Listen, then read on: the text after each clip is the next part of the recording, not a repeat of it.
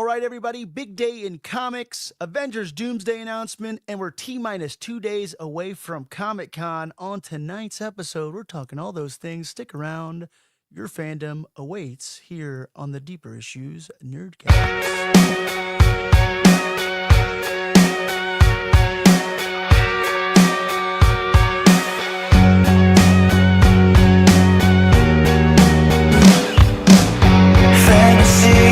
Of God, fantasies. Welcome, everybody. It is Wednesday. It is New Comic Book Day. Welcome to the place where we think all the deep thoughts about all the shallow things until the day that we are all put underground, until we are worm food. Welcome to the Deeper Issues Nerdcast.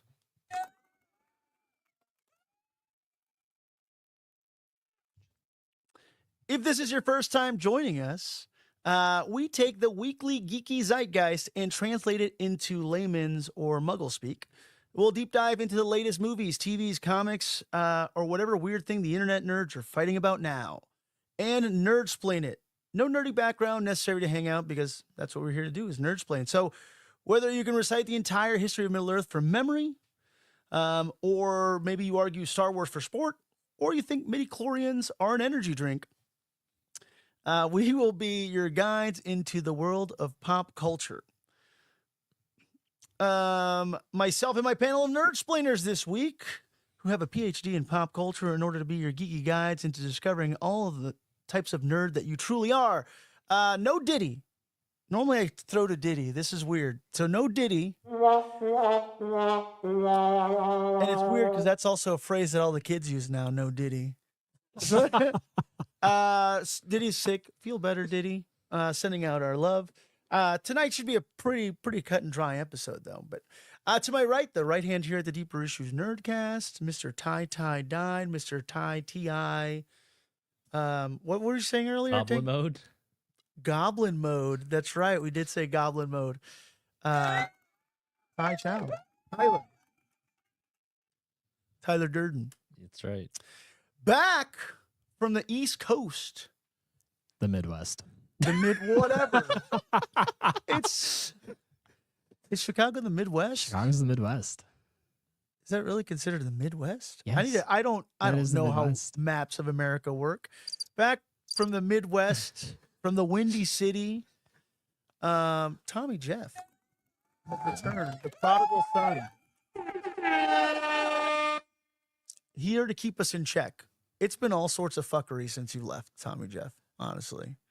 Glad to have you back. Yeah, I'm glad to be back. I'm interested to dive in and see all that's changed.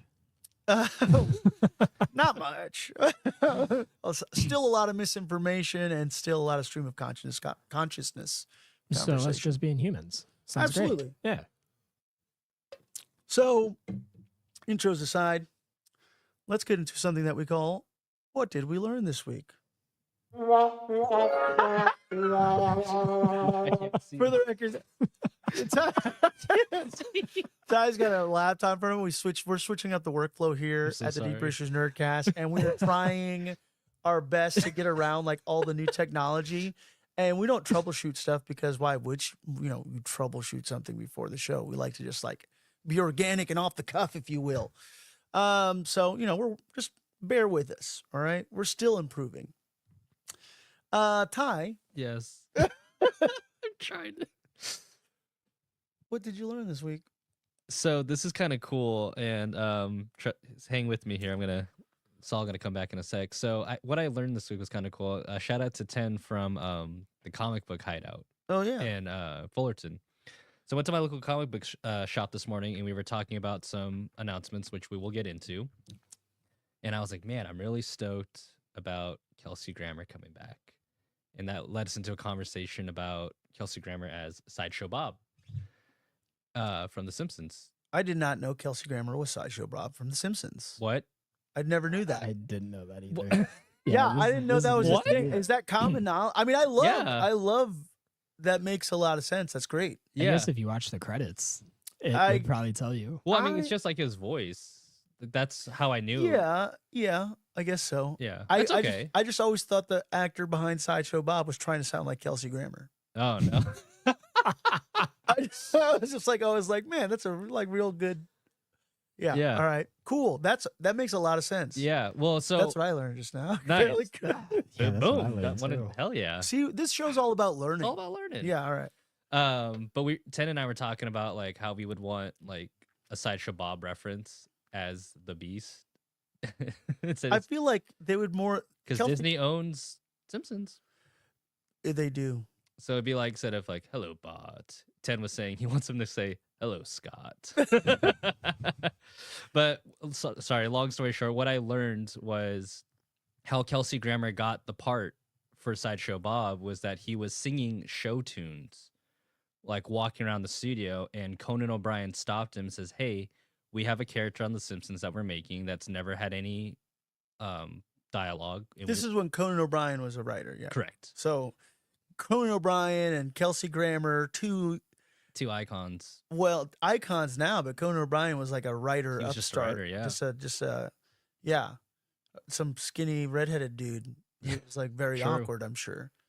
All right, yeah, just like, hey, you know what? Yeah. Ooh, Kelsey Grammer singing show tunes. So I was like, wow, that's really cool. Just imagine just like randomly singing a little show tune in the because I think he was probably classically trained in that, and for theater, and was like, hey, you want to be a character? So what I learned this week, Pablo, You is thespian. yeah. Yeah. So what I learned this week, Pablo, is that you need to start singing more on the show, and you too can be a Simpsons character. Maybe I should say The people want you to sing more. I don't know if that's true or not. It was voted on Instagram. But you only gave them the option of yes and yes. But the musical notes had more votes. So therefore, Okay. Yeah. Yeah, that people like that Jafar. I think it was just more about like the fact that it was the whoopee, right? that Jafar comeback was just too good. Maybe we'll workshop that out a little bit. Yeah. At WonderCon. At WonderCon the musical. Yo. I'm just still tripped out at the idea. That is a crazy story. But Yeah. like, yeah, just Conan O'Brien, a writer on The Simpsons, Kelsey Grammer. How big were? I guess Kelsey Grammer was just a dude from Cheers at this point, and they're like, "Hey, you guys." I think I mean, so, Cheers yeah. was a pretty great show, right? Like pretty big show. I mean, Because did Frasier come out before? Frasier is a spin-off of Cheers. Right, but did that come before The Simpsons or after? Like, do you think? Oh, good question. Because Tommy The Jeff? Simpsons came out. Tommy Jeff. So The Simpsons came out in what, like 1990? Let's find out. Let's find out. And Simpsons debuted December 17th, 1989. okay, so 89. And Cheers debuted September 30th, 1982. Wow. Okay. Okay, so and then what about Frasier? Frasier debuted September 16th, 1993. Oh, So So the just sideshow about a Bob, year after. the sideshow Bob got him Frasier. got him Frasier. Wow. The gig. No, well, when did Cheers end though? How long did the show run? Sorry, I know I have all the questions for.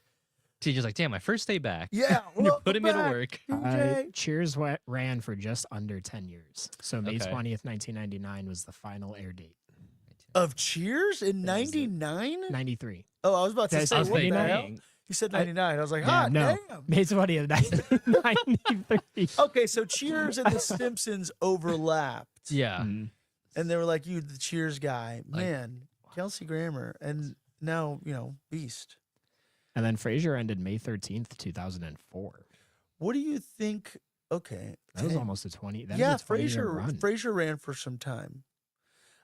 What do you think Kelsey Grammer is going to be remembered for? You think he's going to be remembered for the guy from Cheers? I'm sure hopefully his entire body of work, right? As Right, an artist. hopefully. But I'm sure that's what Kelsey Grammer would say. But but how are the streets going to remember Kelsey? I think that's going to be based on generation, right? Because, like, for me, it's Sideshow Bob and Beast. But to my dad, it's Frasier and Cheers. What other stuff was Kelsey Grammer on? Now we're going to flip and fall down a Kelsey A Grammer grammar hole. rabbit hole. A grammar hole. So Down Periscope in 1996, Father Christmas in 2021. Who was he in Father Christmas? Was he Father Christmas? We're going to find out probably. T- Right? He was James Christmas. That's James Christmas to you, sir. Is that a joke? Are you fucking with me right now? No, he actually was James Christmas. I'm trying to figure out if that's Oh Father my- Christmas, though. Oh my God. Hi, Sot.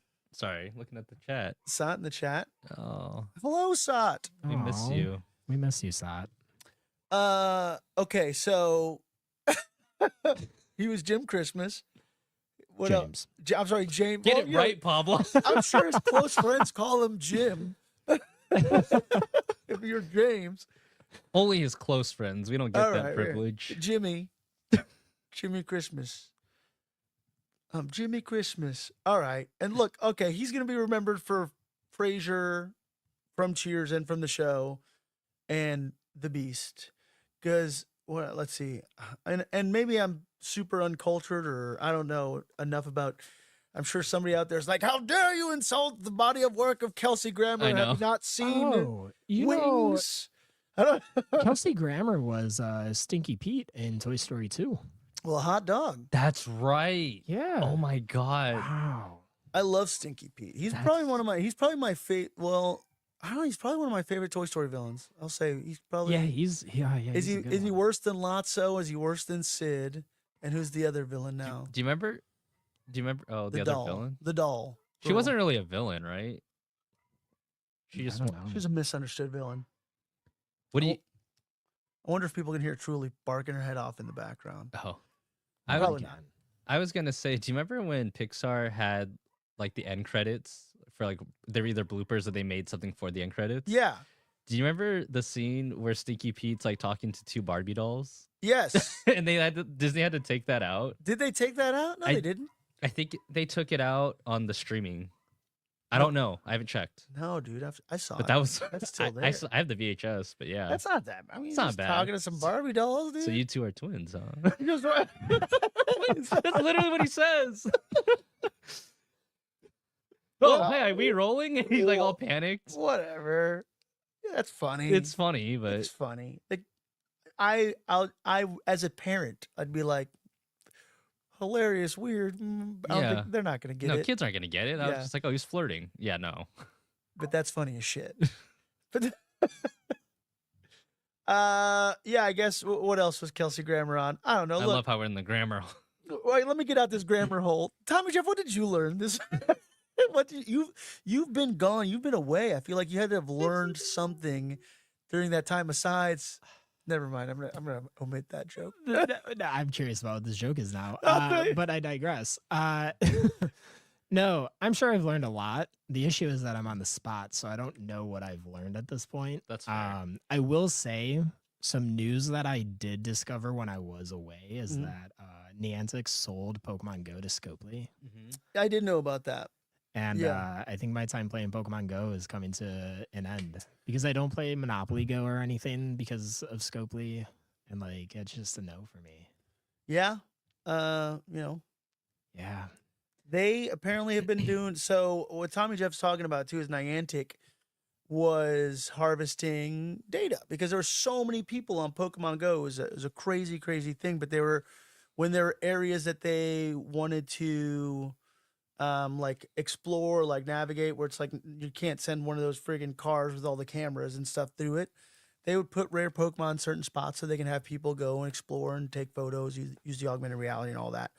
And the entire time, Niantic was harvesting your data from Pokemon Go, or I mean, they never stopped, right? And they would sell it to people who advertise, people who make digital maps, all these. I'm sure there's thousands of reasons why they would want to get your information of where you go, how often you go there.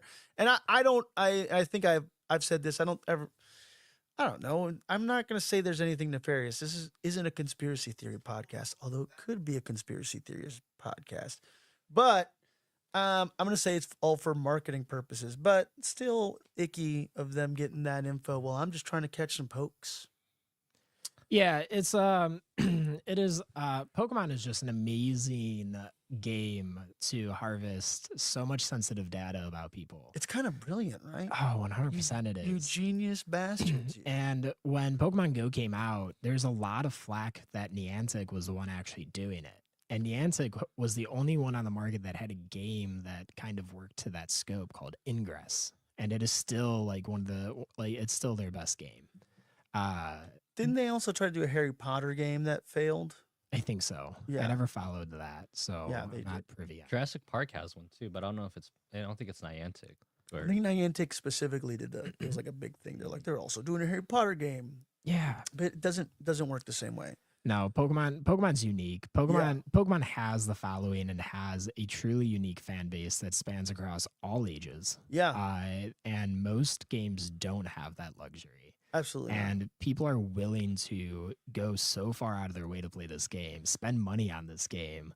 Like, I remember when it first released, Niantic was raking in like what, $50 million Yeah. a month, like from because Pokemon. because when it was fresh, firstly, what was weird is I lived in Toluca Lake at the time, so I was like there was like a little kind of suburban sort of pocket of Burbank sort of deal. Toluca and Lake's beautiful, by the way.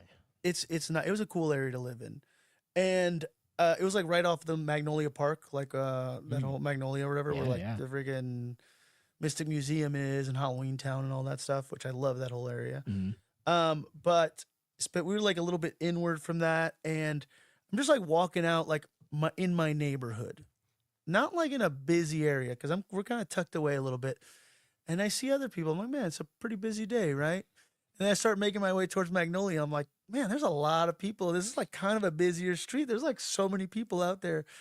And then I was with another friend at the time, and we're just like, you think there's no way like everybody's playing Pokemon Go right now, right? Yep. And I'm like, no, dude, no to this. Come on. Not everybody's playing Pokemon Go. And then there was some guy walking on his phone. He goes, hey, are you playing Pokemon Go? And he was just like, yeah.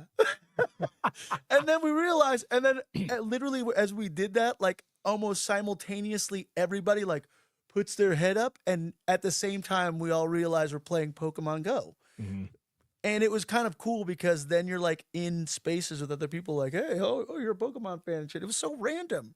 It was a phenomenon. You got to meet, so because I was in Chicago at the time when when this came out, and like it was absolutely insane for gyms. Everyone would like call out gyms or rare Pokemon sightings, and people would run blocks through That the was downtown city to Fullerton. like go catch whatever it is and stuff. And we like traffic would get stopped because there were so many people at like in front of a business trying to like take over the gym and like own it and everything. And it's all the time.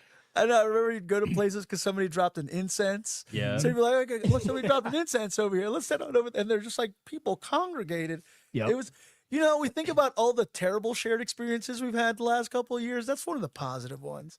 It crossed over. Do you remember? I wish people would Pokemon Go to the polls. Like it Yes. Oh my god. everything, dude. It was like crazy. We were on I was the day Pokemon Go came out. It was like 7 p.m. Central Time. Yep. In Chicago, and I was on a boat in Lake Michigan with almost no service because I'm just far enough. Somebody's calling for me to sing. And oh yeah, you got to sing, dude. I've gotten messages on Snapchat asking you to sing. By the way, so, yeah, I just throwing it out there. But I was on the middle of a boat and I had like no service, and everyone like at the same time was like preemptively waiting for Pokemon Go to come out, and we were all on the boat like freaking out because we don't have service and we're trying to choose our starter on the boat in the middle of Lake Michigan, and we have no service, and we all were like, we need to go back to shore. We need to go to shore. We need to go to shore. We need service. Damn. And like for the rest of the night, it was just Pokemon Go. Pokemon And there was Go. like Yeah. 100 of us on this What boat. color team were you? What color team am I? What color's my mic? Yo, Like, me too. so I'm Team Instinct. Are we all Instinct? You're all Yo, yellow? Yeah, I'm yellow. You're Instinct? I am. No Instinct. shit. Hell yeah. I remember the day it came out. Yeah. My cousin group chat, 'cause there's 12 of us. Like he like made my oldest cousin made the executive decision. He's like, "Hey, we're Team Instinct, right? Because Zapdos is the best." We're like, Zapdos is the best. we're like Yeah, what were the options? Like you're red, Instinct, Valor, and red, yellow, blue. red, yellow, blue. Instinct, Valor, and I don't know. I don't know what the blue one. I'm gonna is. get Mystic. real Mystic, yes. I'm gonna get real nerdy right here. So this is gonna be this is a pretty deep God. dive.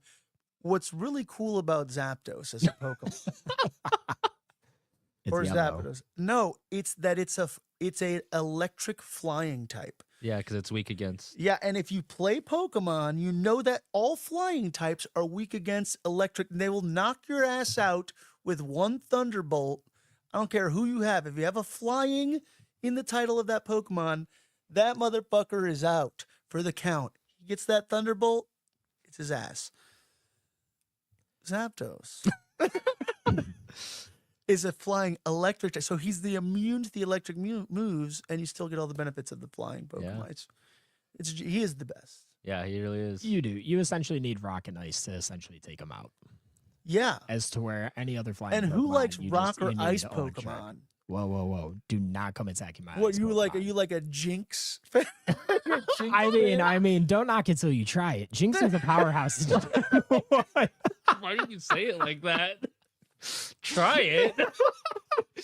Just say play. Jinx, Pumps is, is in- Jinx is fantastic. Pumps in the Instagram chat. He's like, Pablo never checks the YouTube chat. I see you on. I see it. Pumps is everywhere. I love it. Dude. Well, So here I am. I love it. He intentionally came over because you don't check YouTube. Yeah. and here we are just talking about Zapdos. I mean, he's a great Pokemon. And yeah, the other it was red and blue were the other teams, right? It was the Articuno Mm-hmm. and the Moltres. Yeah, they're just Dude. not as cool. That was cool. Dude, I'll tell you, downtown Fullerton, when I was in college during Pokemon Go was Mhm. nuts, dude. It was like people like stopped going to the bars to drink, but were outside playing. And we would like, there wasn't a lot of Team Instinct in my area. Mhm. So it was like me and my cousins and my brother taking down a gym and then instantly back to a red or blue gym. So we were going back and forth. Downtown Fullerton, where they do their little night market, there was a Charizard. Holy crap. Oh The yeah. amount of people that ran over there and cops came. Was it like? The cops, Was it like? Guys, there's a Charizard over dude, there. it really was. There was some dude that was like, "There's a Charizard," and everyone ran. But my favorite memory of college. That's hilarious. Do you guys know Seaside Donuts in Huntington? I'm just No. It's just a donut shop that's like open till 3 a.m. and they serve these really good like jalapeno ham croissants. Anyway, my I'm friends and I gonna would try this. Oh drive my down God. there at midnight to get a croissant and walk and like it was trespassing, but like we'd walk the pier or the beach to get like a Lapras. It was insane. Oh, Lapras is ice, right? Lapras is cool. Lapras is ice water, yeah. Yeah. right. I mean, Ice Beam Lapras, Blizzard Lapras. You know what I Bruh. realized? Because that was like one of the few moments that I think as a collective we were all like, It was the closest we had to world peace. technology. Look at the world we live in, y'all. What a time to be alive. Whereas in now, and like that's kind of also when you're talking about the Niantic thing. That's also the slap in the face. It's like you gave us this magic, and you just ruined it. You've besmirched this wonderful memory we have as a society. It's the Wizard of Oz. It's like that episode of It's Always Sunny in Philadelphia where they find the glory hole in the bathroom and they're all super excited. And then the guy teaches them how to use it or whatever at a weird party. And then my favorite line in that entire series is Frank, Danny DeVito's character, being like, "Get out of here. You ruined our glory hole." And that's how I feel Niantic did us with Pokemon Go. I also think maybe the world corrected itself. Maybe that's why we had the pandemic. It was too good of a thing of all of us being united by technology. I We needed to all mean, be 2016 was a wild year. 2016, we got Pokemon Go. The Chicago Cubs won the World Series. That's right. I mean, That was a good year for you. everything was going so well for me, and then it happened. Dang, was 2016 the last good? Oh, is that when did Harambe die? Oh my god. No. Harambe died 2016. Yeah, No. that's what happened. That's why that was the Yeah. last good year. It was because in May, yeah, This is the darkest timeline. Harambe It all- introduced us to it. That's where the R.I.P. Rest in peace. timeline split. Was right there. It was a good year. Good shit was happening. could and have then had we it all. Fucking killed Harambe. Because Pokemon Go came out earlier than the It death did. of Harambe. No, Pokemon Go came out in June 16th, I think, of Mm. 2016. It was a little tease. The universe like, we'll give you something. Yeah, look. You could have had something special, and then y'all had to go and kill Harambe. Anyways, Anyway. That's what we learned. Oh, what did you learn this week, Pablo? I think Yeah, yeah, Pablo, what did you Um, learn? You always say we never ask you. I learned that apparently I should be singing more on the show. Yeah, we agree with I that. don't Yeah. want to just. I'm not gonna just. Can here's the you like sing Cats for us? thing. It's Oh got. God.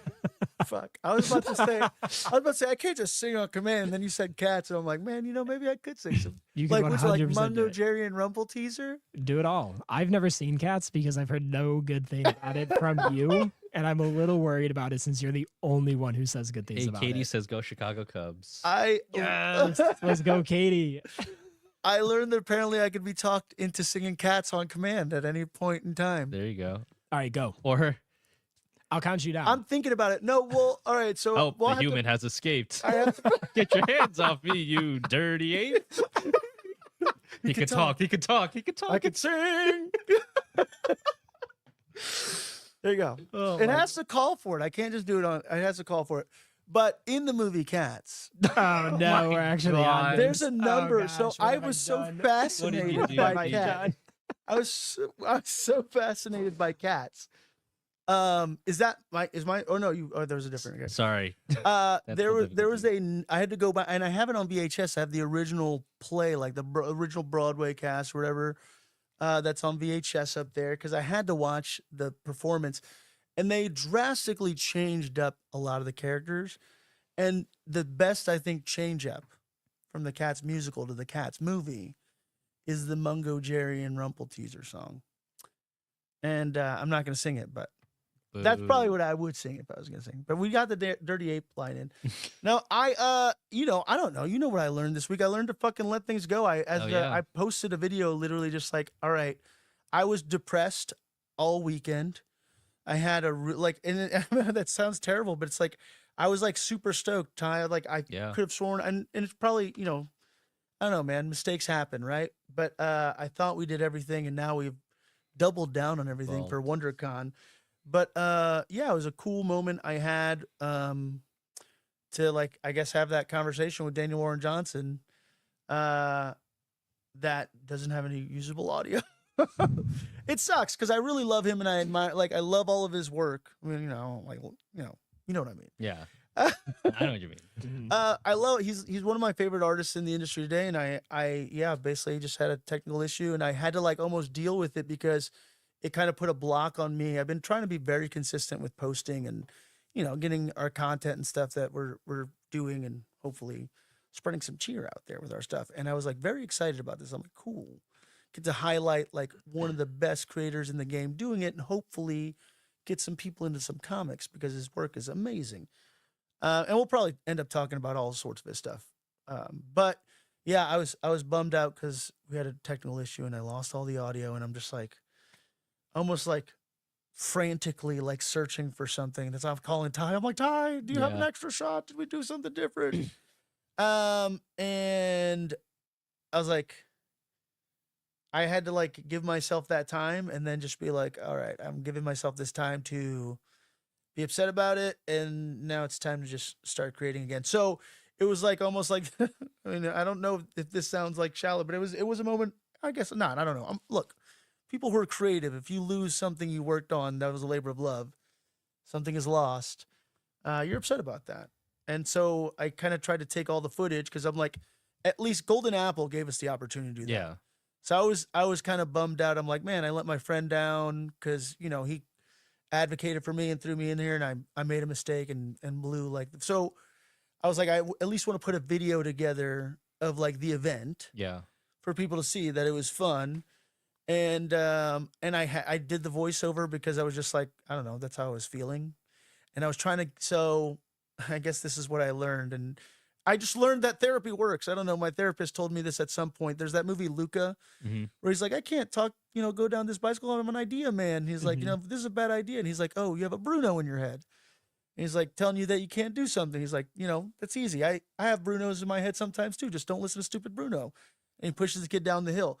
And that's how you feel, right? You like, nobody's going to be harsher on you than probably you. Yeah. So I like kind of try to like step aside and be like, what advice would I give to my friend that was feeling the way I'm feeling right now? And so I was like, kind of gave myself that advice. And that's why I'm like, let me just record the voiceover and put something, honest and vulnerable out there. And And honestly, it was a beautiful video. I remember I see people in the comments saying like, "In what we lost, you made something beautiful and Yeah. just as impactful." I cried. I'm like,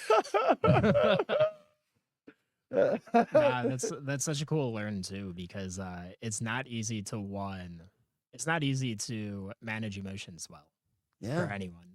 No matter how cool, calm, collected, whatever you look like, there's so much going on inside, and being Dude, able to make Feelings a are beautiful way thing. stronger than all logic. You're telling me, Right.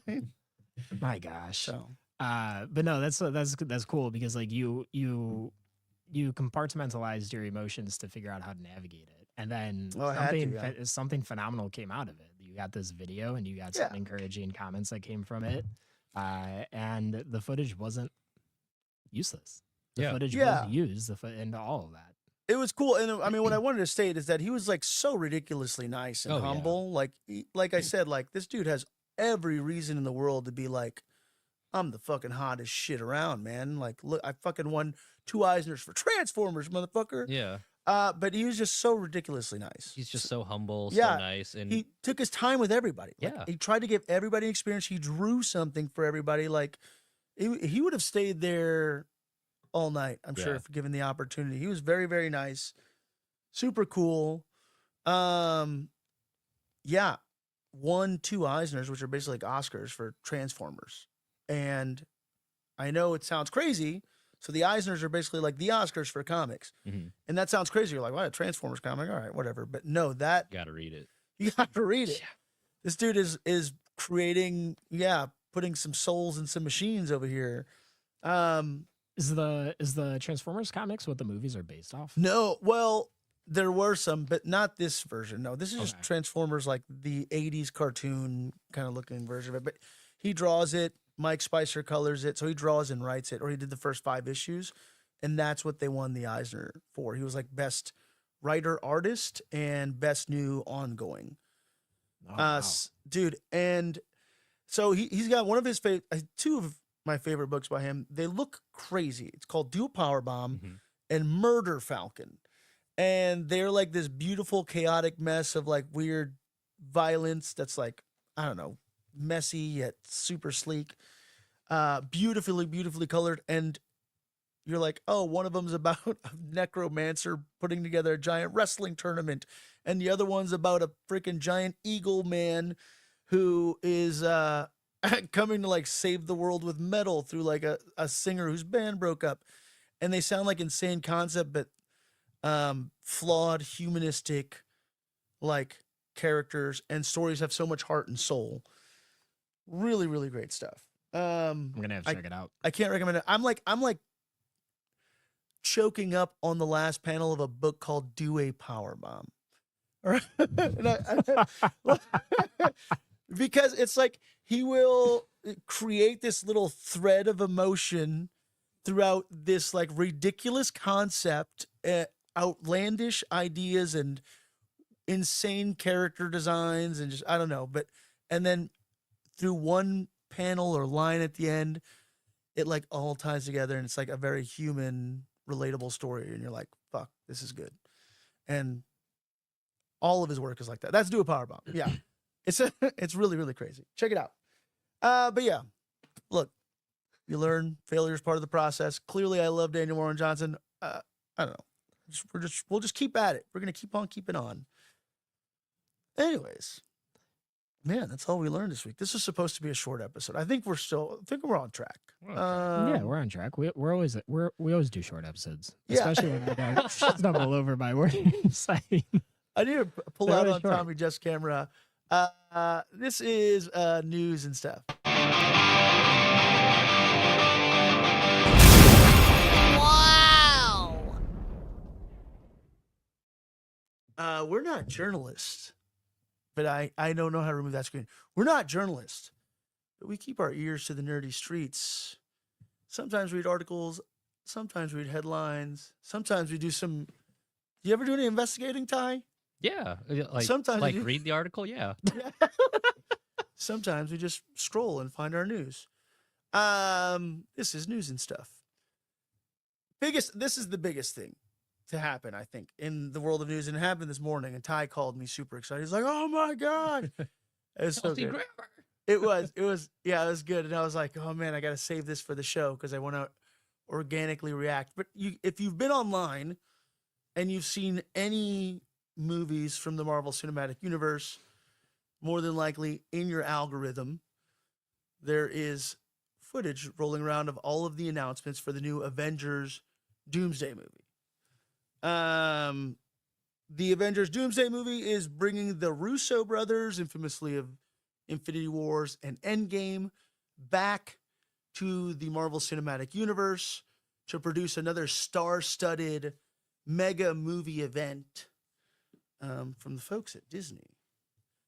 And yeah, they announced, I guess, all of the actors that are going to be in the new Avengers movie, Doomsday. That will be starring Robert Downey Jr., not as Iron Man, but returning as Doctor Doom. That about cover it, right? Yeah, basically. Yeah, there's a lot of really cool names. What are some of the names here, Ty? I think I have a little list too somewhere, but Yeah. Sorry, I'm like trying to upload a photo. I think we're let's at our max. okay. So this is from the Hollywood Reporter here. Oh damn, I have deadline. It's fine. They're, you know what? Same I thing. realized they're both owned by the same company. Oh.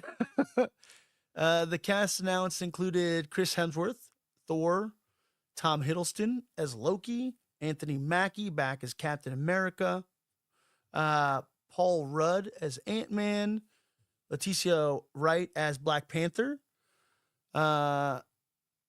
How do I pronounce Shang-Chi's name? Simu Simu Lee. Danny Ramirez as the Falcon, Winston Duke as M'Baku. Simu Liu, I'm sorry. Is it Simu Liu? Yeah. Shang-Chi. Shang-Chi. Shang-Chi. Sorry. It's fine. It's fine. This is so awkward right now, Taito. No, sorry. No, and also, so the biggest announcements are the reveal of the Fox X-Men, basically. Yes. The X-Men that you love, that you know and love, if you watched the original X-Men movies that are still so great. The first two, anyways. And I guess we'll say, look, controversial. Bryan Singer's X-Men are still probably the same X-Men. I'm not saying anything positive about Bryan Singer as a human. But those films are great.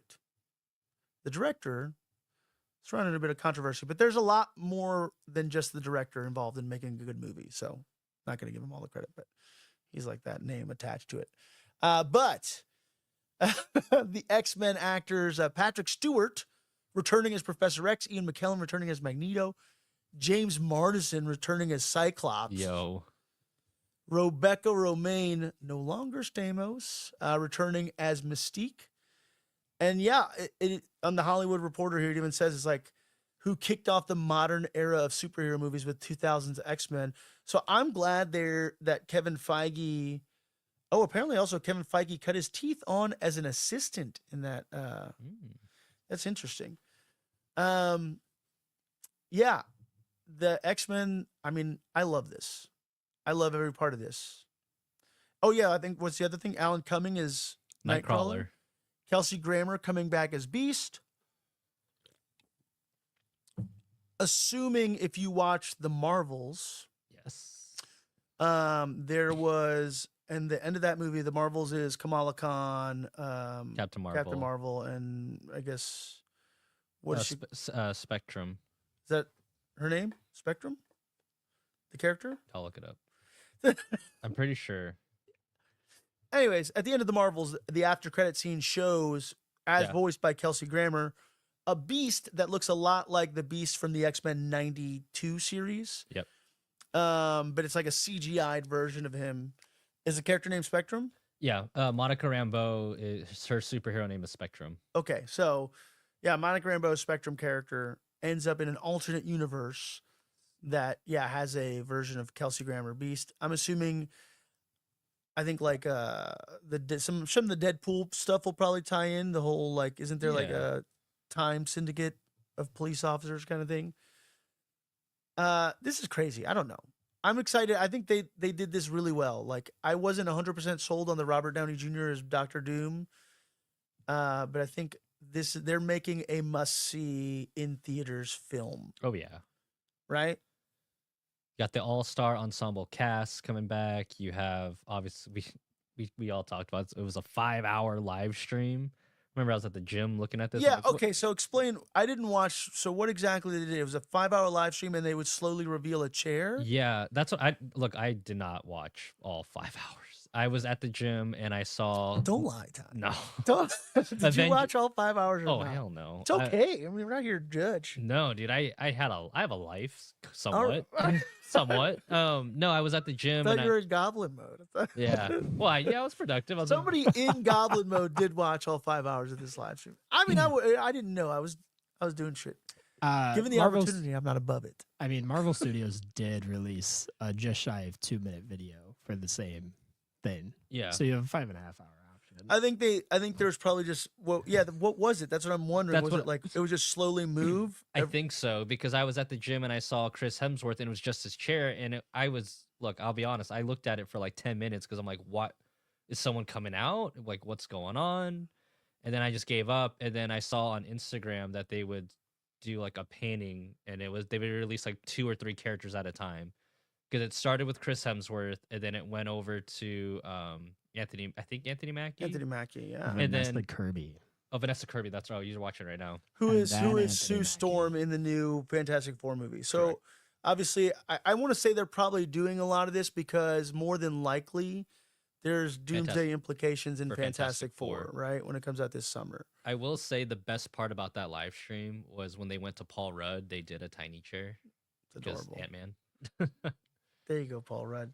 You could have stopped this whole thing by just crawling in Thanos' butt and exploding. Dude, And get- there was an article this Getting- week. It's like getting Paul big. Rudd. The boys did it. We saw it. It's possible. Ant-Man could do it. You just, I don't know, have integrity or something. Paul Rudd said he still thinks about the Thanos. Thanos? the Thanos. the Thanos could- They idea. can easily do this with Doctor Doom. And if they do not reference the Thanos or the fact that Ant-Man can crawl into a villain's butt and then go full size to kill them. To Giant Man, if even. Yeah, if they do not reference that at one point in this movie, it will have been an epic failure on the Russo brothers' part. I'm holding you accountable, Russo brothers. You have to acknowledge that theory. Because, like, how would anybody just not think of that if they have that power? I don't know. Right. I mean, like, look, you can even make it PG and have them go into, like, their nose into the skull. But No, it's not as funny. it's not. Not as funny. No, I don't want any other orifice. The Thanos. The Thanos. Exclusively. That was in the Ant-Man movie, right? Like the last Ant-Man movie. They're like, he is like that alien's talking about Paul Rudd, and he's like, oh, he is a human and has 7 holes, and he's like thinking, yeah, 7. Like, I don't know why that was brought up in the movie, but it was brought up, and I'm like, are they referencing People Thanos? really hated the shit out of that movie, and I thought it was hilarious. I don't know what people's problems are. I think it was just the weird CGI with MODOK, and Come on.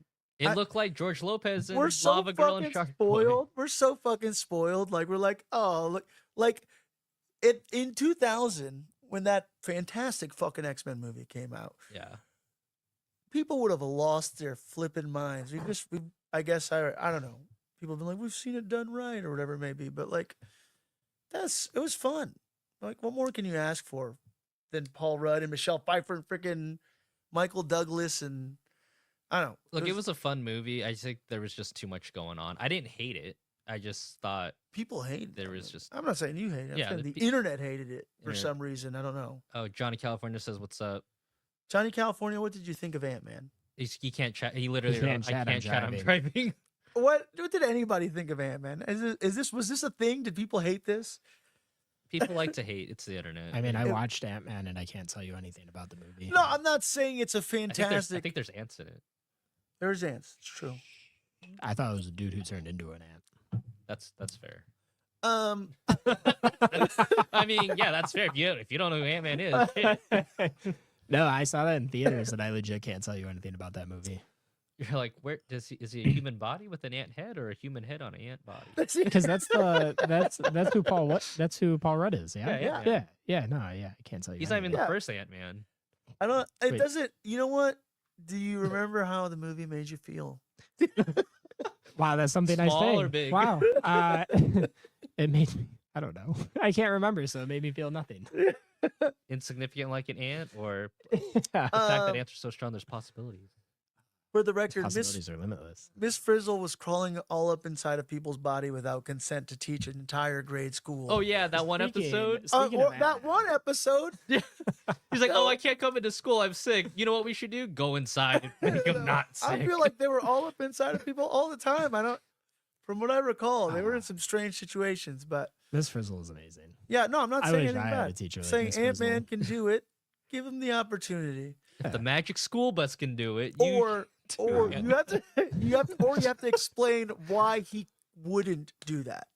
Like it has to be like, no, it has to be like a moral Avengers code or something. Like it's against Avengers code to we crawl don't use the inside- back door. No, there's gotta be like a line you gotta draw. Can't just crawl in his butt. Captain America said so. yeah, Captain America wouldn't stand for it. That's Uh, America's ass. That's I don't know, you know what I'm saying? Like, anyways, who else did they announce? Was there anything major? I won't say like major. I just The- a lot of people were saying like, So wow, the Fantastic Four are also. So the I mean- Fantastic Four, the 2000s X-Men, there's Century. Thunderbolts. and the Thunderbolts. It seems like. Everyone was like, oh, I guess Lewis Pullman makes out alive, and I'm like, well, yeah, When he's the does- fucking No Avengers. Spider-Man. When does No Spider-Man Hulk. 4 drop? They're Wh- filming. They're filming right now. Mhm. It's happening, right? So I can't not think. Does it come out before Doomsday or after? I'm assuming after, but here's the thing: like everyone's like, "Where's Tom Holland? Where's Chris Evans? Where are all the main key players?" I'm like, "You guys realize Doomsday comes out before Secret Wars. Mhm. Secret Wars is literally the comic event that brings other dimensions together. Yeah, that's well. I'm sure that's. They're probably saving them for It's that. just the name, but it's still this. It's a two-part story, just like Endgame Right. and Infinity War was. So But like, if you think about how those movies brought in like major characters, I think what they the problem was with Infinity War and Endgame Mhm. was Infinity War was the recognizable title that comic book fans knew. right? Endgame, so it in theory should have been like swapped, right? Like it should have climaxed with the Right. big title. I know that sounds stupid, but I'm willing to bet that's how fucking studio execs think. Right, because they need something that's going to draw in money first. Yeah, it's like we're gonna get the then- Doomsday. Actually, we should put the Secret Wars at the end because that sold us a shitload of toys Mhm. in the '90s.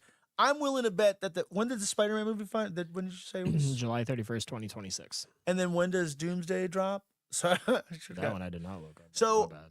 They're both So, filming. Yeah, I don't know. July of 2026, and then I'm willing to bet Spider-Man's gonna play a major role. In Oh, it. 100%. May 1st, 2026. So 2 months, almost 3 months prior. Mm. That's crazy. Yeah, So they're gonna come Spider-Man out- comes out 3 months after. Spider-Man is definitely that Spider-Man movie. Oh 'cause, yeah. So in Secret Wars, so Secret Wars originally was a comic that was created because I don't know who created. Marvel created a toy line, and they created a toy line of all of their best superheroes.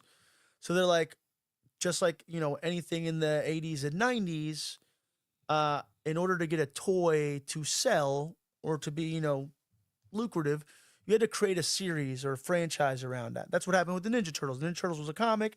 They're like, man, we could make some badass toys of this. Actually, we need to make a TV series. So before we release the toys, let's make 12 episodes of this thing in order to get kids super hyped up about it. Secret Wars was a thing called Battle Planet, Yep. where all of the Battle heroes. World. This is off of memory, by the way. It was Battle World. Battle World. Yes. Okay, The so- Beyonder brings them. Yeah, the Beyonder brings them there, and then it's like all the heroes have to Fight don't each know, other. fight It's each a, other. It's a tournament. Yeah. Yeah, and it was a comic book that was created solely to sell Oh. this toy line, but people went apeshit over it because It who ca- doesn't love badass action figures in comics? Dude, and that's so true because if you think about Secret Wars #8, what does it give us? The black suit. Pumps Give- hates Ant-Man. It gives what? It gives us the Venom symbiote. Yeah, well, that black suit was not the Venom symbiote, I thought. I think that was just like him wearing that suit. If I think you- that's just the first appearance of him in that black in suit. the I don't black think suit. I don't think it has anything to do with Venom. I think they wrote that story They- after. no, the they fact. did write it later, Venom, but it's first appearance of the black suit later, and then in parentheses later becomes the symbiote. That's on the CGC comics. That later does. So it is like a symbiote, like It is is the the sym- goo and stuff that covers him. Yeah, it's because he doesn't know what it is. It's just a black suit, and then later in the comics, they reveal, oh, it's an alien that's named Venom. Interesting. Yeah, but at the time, it was just a black suit that gave him extra powers. Yeah. But we know it now because the books have been out. But at the time, they didn't know. They just thought Spider-Man got a black suit. Yeah, I mean, and it was, and he got a black suit because they're like, we want to put Spider-Man in a black suit to sell more toys. More toys, and it's easier to print than Yeah, red and blue. yeah, And it's so much webbing. easier. That's really the Yeah, logic behind it. Really, Which is also why the studio decided to start with Doomsday and then go Secret to Wars. Secret Wars. But Hasbro's like, yes, more toys. yeah, With Tom Holland's face on it this time. what's interesting about this is this is almost like an all hands on deck. Like, the truth is that Hollywood is going through a bit of a lull, which is a rarity, right? There's Yeah. trouble getting people out to the movies. And I guess, they're trying to be like, hey, how do we get people back into the theaters and how do we make a lot of money in the process? Well, let's do this Doomsday film. I mean, it's, I don't know, it's a business strategy. I hope that I will trust in the Russo brothers. I mean, Endgame and Infinity Infinity War. War, yeah. Fucking badass, right? Dude, Captain America's Winter Soldier. I hope this isn't, so here's the other thing with this. They made an announcement of 26 actors, right? Yeah. If you Google it, I think Chris Evans pops up. Like, there's like a bunch of other people that pop up or whatever, just like in a listing. I'm not saying that they're part of the movie. I'm going to assume that they probably held some people off. 100%. I think some of this is I think Marvel's going to troll the shit out of some people. I could be wrong, but I don't know. If they do, I'm kind of here for it. Yeah. Like, I'm willing to say that a lot of these characters are going to get announced and maybe like get destroyed like the first 15 minutes into the movie. Oh, yeah. Like, that's what they did with Infinity War. Like, killed off Loki within the first 30 minutes of the film. Yeah. Because what cooler of a way To introduce something. if you're building this multiverse story that they've been building forever, I'm going to say this Doctor Doom is a threat to all of these universes. Yes. So that's more than likely where this is going to come in. I can see like Doctor Doom, and this would be awesome if Doctor Doom was jumping from dimension to dimension and destroying Well, different realities. Well, you heard the theory, right? No. So obviously with Jonathan Majors, it was going to be the Kang Dynasty. That was called Avengers Kang Dynasty. But because of the charges, they had to scrap that, and what better way than to bring back a well-beloved character and a beloved actor to the big screen. So the theory is that Doctor Doom is going to kill the Council of Kangs. Oh, interesting. And he is going to be the one that's going to be, to your point, jumping from dimension to dimension, reality from reality. That's it. I'm so sorry. This just distracted me. Check. Says Mikey says the kids from Miss Frizzle's class grew up to be the kids from Captain Planet. Nice. I've seen that fan theory online, and it does check out. By the way, somebody put like the way that they all look. That's pretty genius. Yeah. If they decide to do that, do you think that they reworked the Kang Dynasty movie into Doomsday? They would have to, because it's not even just. No, I'm saying like, do you think like they're like, oh, let's just replace all the evil stuff that Kang's gonna do With and have Dr. Doom? with Doctor Doom, and then just have Doctor Doom kill off Kang at the beginning to make 100%. a nice little neat. Yeah, because if you remember Loki season 1, Kang was the big threat.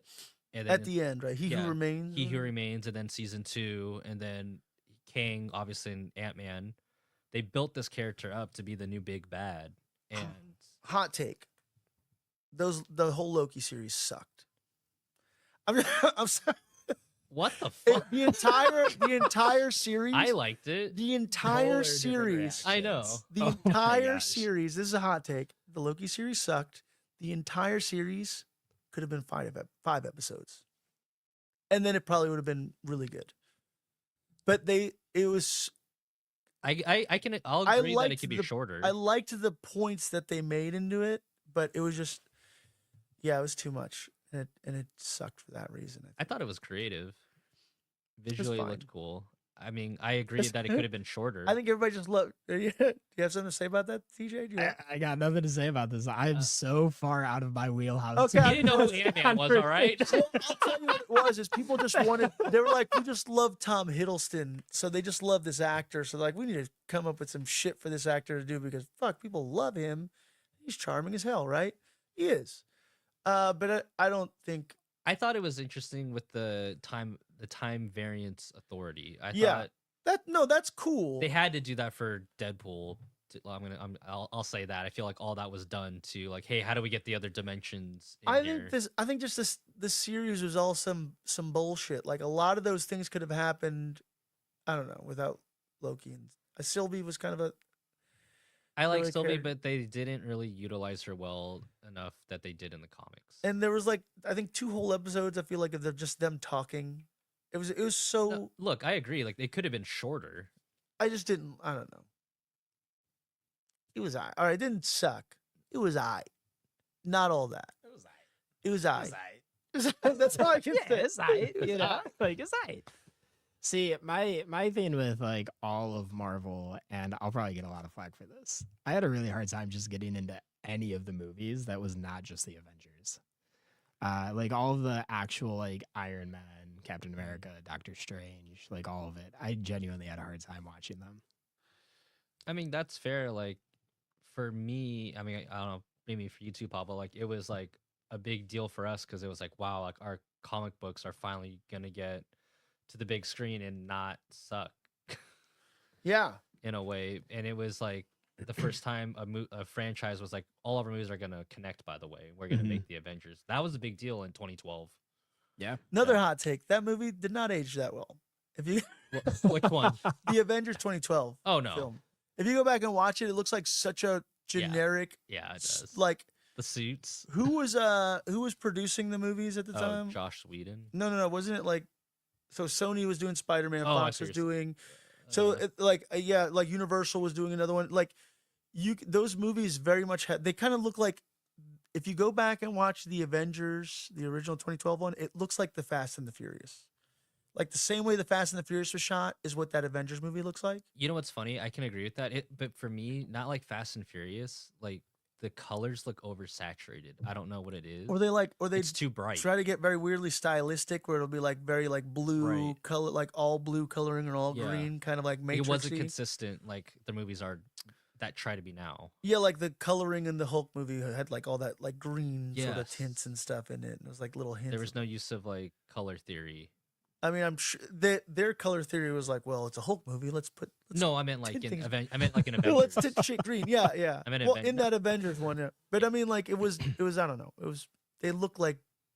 Whereas in, I guess that argument could be made. There's something, I don't know, something about those last two seemed a little bit more polished in the sense of like, this feels more comic booky. Like you found your, Yeah.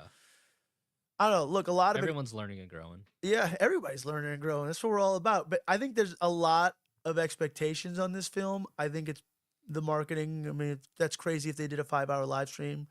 Pretty genius though. I mean, like, if you're a fan of the Marvel Cinematic Universe, 2026, summer 2026 is going to be a fucking Yeah. 10 years after the death of Harambe is going to be a pretty, hopefully we can get back on the right track. 27 days before the 10th year anniversary. Oh my god. 27 days prior. You look, look, Wow. Sorry, I just want to be accurate. we No, that's skewed, we great. skewed off of the proper timeline because of that. We need to try to course correct now, everybody. Yeah. We can't have another Harambe. No. No. No. Cannot. The data. Pretty huge week Yeah. in the world of comic books. It was a big week, man. It was everyone. I was talking to 10 at the comic book shop, and everyone online's like, this is the biggest week for new comics in 2025 so far. Yeah. It's so funny because so if you've been following the show for some time, like the thing that started this show is we recommend a #1 comic you need no prior knowledge or insight or whatever to be able to just kind of get into. We want to make comics accessible. Tommy Jeffrey, you started to an episode of Goosebumps all of a sudden? Sometimes you just need goosebumps. Is this Are You Afraid of the Dark? I liked that. That was good. You should be lit all villainous like that all the time. For those that don't know, he's flashing the camera. Yeah. He's got the underlighting situation. Do it. Let's see it really quick. Yeah. Let me tell you a story about this ghost. His name was Casper. Aw. We love Casper. And he killed people. Oh. And he killed people. Yeah, so we try to make comics accessible. Like you don't have to be a comic book fan to, go into a Enjoy. comic book store and find a world or a story or something that you could get into. This was a huge week as far as #1 accessible comics go. That's a great thing. Right prior to WonderCon, right? We have to now. I have to track down all these creators for some of these newer books and be like, "Yo, what's up? Are you gonna be at WonderCon? We need to find out." Just around the corner. We're gonna be our main, I guess, discussion. We'll talk. I think 2 books, but our main one's gonna be we're taking everyone down with us from Image Comics that just dropped this week. We only get one more after this time. sorry. It's okay. We're only doing 2 We're books. only allotted a certain amount of those. This is a really, really cool book from just dropped today. Price of $4.99. It's the miniseries premiere, the explosive double-sized first issue. After her mad scientist father is killed by the world's greatest spy. Oh yeah, you're trying to get the graphic up. By the world's greatest spy. Her dead dad's robot bodyguard is following her around for some reason. Now, Annalise has the choice. Was it? Yeah, it was Annalise, right? Has the choice to try and lead a normal life for the first time ever, or seek revenge and maybe even overthrow the world order in the process. Image Comics proudly presents the journey of regret and retribution, super spies and pseudoscience, growing up and global domination, from brilliant artist Stefano Landini did I say that right? Landini, right? Or is it Landini? Stefano Landini, Prodigy, Hellblazer. It says, and an okay writer, Matthew Rosenberg. I don't know what. That's on Images Comics' website. He probably wrote that. Actually, I don't know. This is actually really funny because it says Image Comics proudly, and then the proudly is like scratched through, presents the journey of regret, retribution. And then, so from brilliant artist and okay writer, Matthew Rosenberg of What's the Furthest Place from Here, which is awesome. It's an amazing, and Matthew Rosenberg also wrote one of my favorite Punisher runs. And Marvel Knights. Oh, did he? Yeah, the newer Marvel Knights. So, I'm pretty sure What's the Furthest Place from Here is that's about like the kids. It's a post-apocalyptic. Yeah. Oh no, I read it. I Yeah. just want to be sure. So what's really cool about What's the Furthest Place from Here? You may not know this. Each issue has like a 7-inch vinyl. And a lot of those artists were commissioned to cover or create a song unique to that for that issue specifically. Yeah, it's pretty brilliant. I ordered one for issue 1 because I was like, oh man, This is amazing. So really dope comic. But that's what we're gonna be talking about here in the main event. What's the furthest place from here? This one hit me hard. It hit me right in the parental feels, which you wouldn't think so. It's really well done. Let's see. I'll get to the single issue comics and then I'll do the trade. I got to build up here. So I get Crush Depth. Mad Cave Studios had 2 comics. Mad Cave Studios, have you heard of them before? We've read some of their books. We have read some of their books, but I'm saying like they're relatively new, right? You got the balloons with that hand signal. Oh, I did. Did I get the balloons? Yeah. How do I do that? I don't know. It just came up. I was like, oh. I need balloons. Anyways, Mad Cave Studio had Crush Depth and Far Down Below. Nice. Crush Depth. This little book right here. Let me pull it up. Let's see. Two brothers locked in a sibling rivalry wrestle for command of a massive nuclear submarine. That sounds intense as Dang. shit. The absolution, right? What the hell? You're in a submarine? That's the worst place to fight somebody.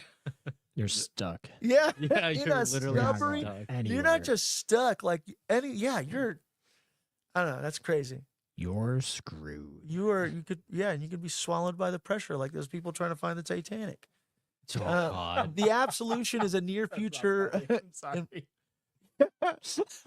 irrevocable, altered by climate change. Oh wow. Okay, so the absolution is a near future, irrevocably already. I don't know why. Is this written wrong or am I reading this wrong? Okay, the world looks like it ends because of climate change. Chief Scientist Officer Leanna Pearson finds herself not only caught between the Wilder brothers, but drowning in her feet of the surface world. I don't know how to read. We I know. should read this We before. know. I know. Yeah. When something alien infiltrates, the absolution is upended by a balance of power. Linnea is left with only two deadly options: reaching the toxic surface world or steering the sub into an unforgiving abyss and crush depths. I don't know. And crush depths. I'm sorry. I don't. You wanna send it to me real quick? It just says breathe deep. Anyways, look. Breathe deep. This chick is caught between a sibling rivalry in a submarine, and her only two options are basically like, hey, you're going into the darkness of nothingness, or you're going back to the surface world. Because an alien creature apparently is also on this submarine at the same time. There's a lot of shit happening in this book. I'm here for it. I'm sorry if I didn't do it justice. The art in it looks chaotic and beautiful. Real nice, kind of thick kind of art lines here. The other book from Mad Cave Studios that I will also not be able to read properly is Far Down Below, from Chris Condon and is this Gigi Shaw? Anyways, I think in the so. summer of 1983, teen friends Mike and Brian seek escape from a rainy day boredom by exploring Brian's abandoned family home, a notoriously haunted house. What they find below their sleepy eastern Pennsylvania suburb will unlock the doors to adventure and danger. Ooh. That sounds like Blue Velvet to me. Wait. Honestly. I mean, they don't. If they find an ear in the field in Blue Velvet, this is like some kids exploring a haunted house that is infamously haunted. Nice. I don't. Jury's out on this book. I don't know. Did they mention if this is like it's about two kids, so it's really kind of cute. But is it like about two kids like Stand By Me or It or like, I don't know, The Goonies? I'm Who gonna say knows? the Goonies. You're gonna say The Goonies? Yeah, Francisco Francavilla did the cover art for this, by the way. I could Great. tell. That's amazing. Cool. Those are the two books from Mad Cave Studios. Number ones. Once more, you can walk into a comic shop, find those two Mad Cave books, and say, "Hey, like, I'm just gonna dive on into this world." What else you got, Ty? Oh yeah, you got that book. Yes. So shout out to Pablo for getting me "You'll Do Bad Things." This is from Image Comics, part of the Tiny Onion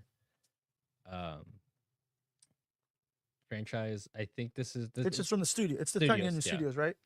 and it's Gigi Convenago is the cover E. This is the cover I wanted. So thank you to Pablo and Comics, Tunes, and Toys for Yeah. yes. It's by Tyler Boss. It's a miniseries premiere. It's been 10 years since the release of He Came With a Smile, the true crime smash hit that chronicled the brutal murders committed by the nursery rhyme killer. But in the decades since its release, its author, Seth Holmes, hasn't produced another title. He wants to write a story with a happy ending, but every time his fingers clack across the keyboard, it always ends with a character's death. Worse yet, these tales of blood and barbarity that flow freely from Seth's mind are starting to happen in real life. So Tyler Boss, also from What's the Furthest Place from Here? Oh, it's crazy. Yeah, and I'm gonna butcher the same.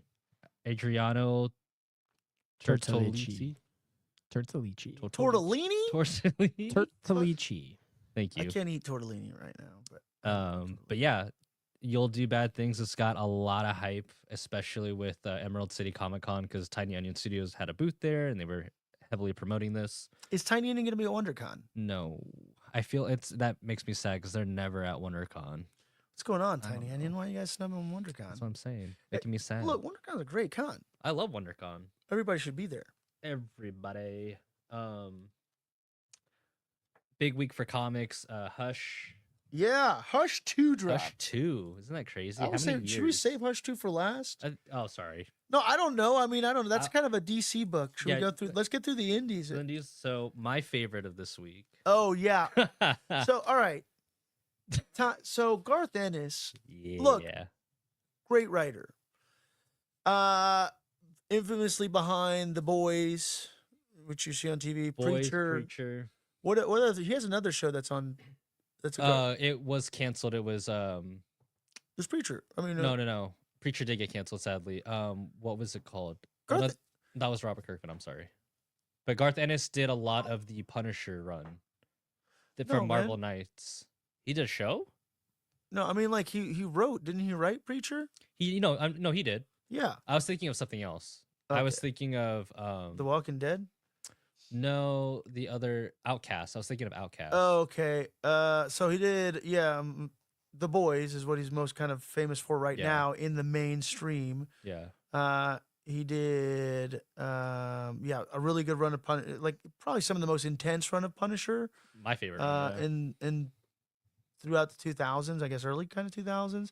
He did Preacher. He did, what's his other big book, man? I'll look it up. He did some Constantine, Hellblazer. His Constantine was great. He did Batman. Batman Reptilian. He has a book.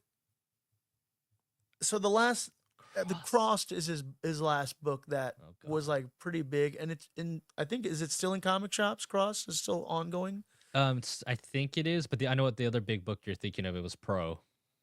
Okay, yeah. He's a great writer, but I don't know, like some of his stuff gets pretty intense to where there's like just if you read a Garth Ennis book, you would probably need like a list of potential trigger warnings, right? Yes, 100%. Very dark, very brutal. Just the darkest side of humanity. So he wrote Crossed.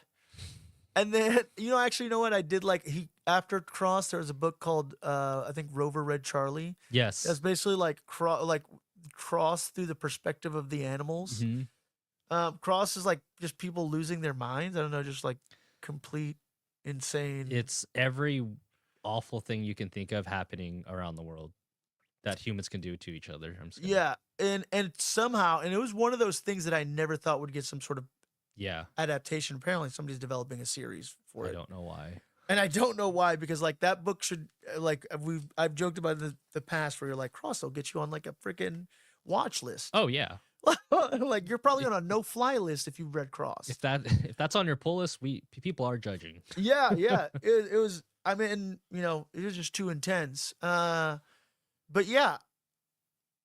Tell me about Kids. So Ty was trying. He's like, "Do you want me to tell you what it's about?" I'm like, "No, actually, save it for the podcast so I can get the organic." Organic response. Well, I want to like focus on you two, the camera. What's up? Oh, I have it on the back of the book. Oh, hell yeah. Yeah, so that's kind of nice. They have the little premise on the back of the book. Oh, nice. What's kind of cool? It's like this nice, oversized.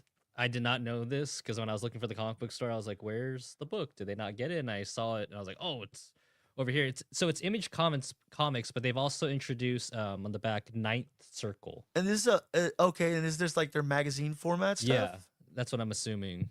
And I think it's also their darker stuff as well. Or is Ninth Circle like somebody's? Because like it's on. I follow them. Tiny Onion is James Tinian, Giant Generators, Rick Remender, right? What's the High Street universe? The unnamed.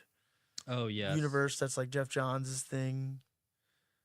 Ghost Machine. Sorry, Ghost Machine. It says it just on their Instagram. It says Your New Nightmare. So magazine styled, horrific. So yeah, and this is the cover. It's already. It's just, I don't know. It's a one shot. Oh, it's a one shot. Mm-hmm. So you can literally pick this. I'm not going to spoil too much. I'll just read the back. And I will say this is like complete polar opposite of what we've been talking about, like kids going on adventures, family bonds. family bonds in another way. Let me tell you, every parent. What?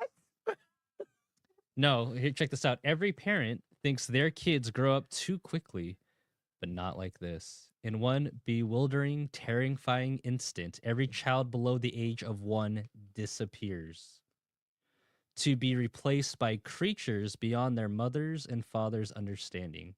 What happened to the kids? Who are these deranged, hyper-violent adults who've taken their place The kids grow up. instantly? Do they? One horrified couple do their best to solve the nightmarish puzzle, but before they can find the answers they seek, they must survive the night. That is terrifying. So the book, it is the book, and What? the art is insane. So the book starts off with a couple. Here, I took the All time. right, I want to. That is such a crazy concept. Yeah, like the one that It's like M Night Shyamalan's the one with the beach where they get older or whatever. yeah, old. Is that what it's called? Old. So like literally the panel that they were advertising on Instagram is this adult man in the crib, and they censor out parts, and he's screaming. And there's a line in this book that really makes you think.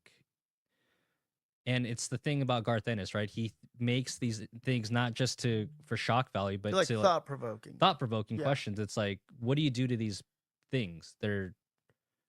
And then they're obviously the kids, and then there's one character that kind of goes along the lines of like, why are we? It's always like, oh, but they're just kids, and it's like, right, we didn't choose to be. For the people that didn't choose to be parents, why is it our burden? Why do we have to die?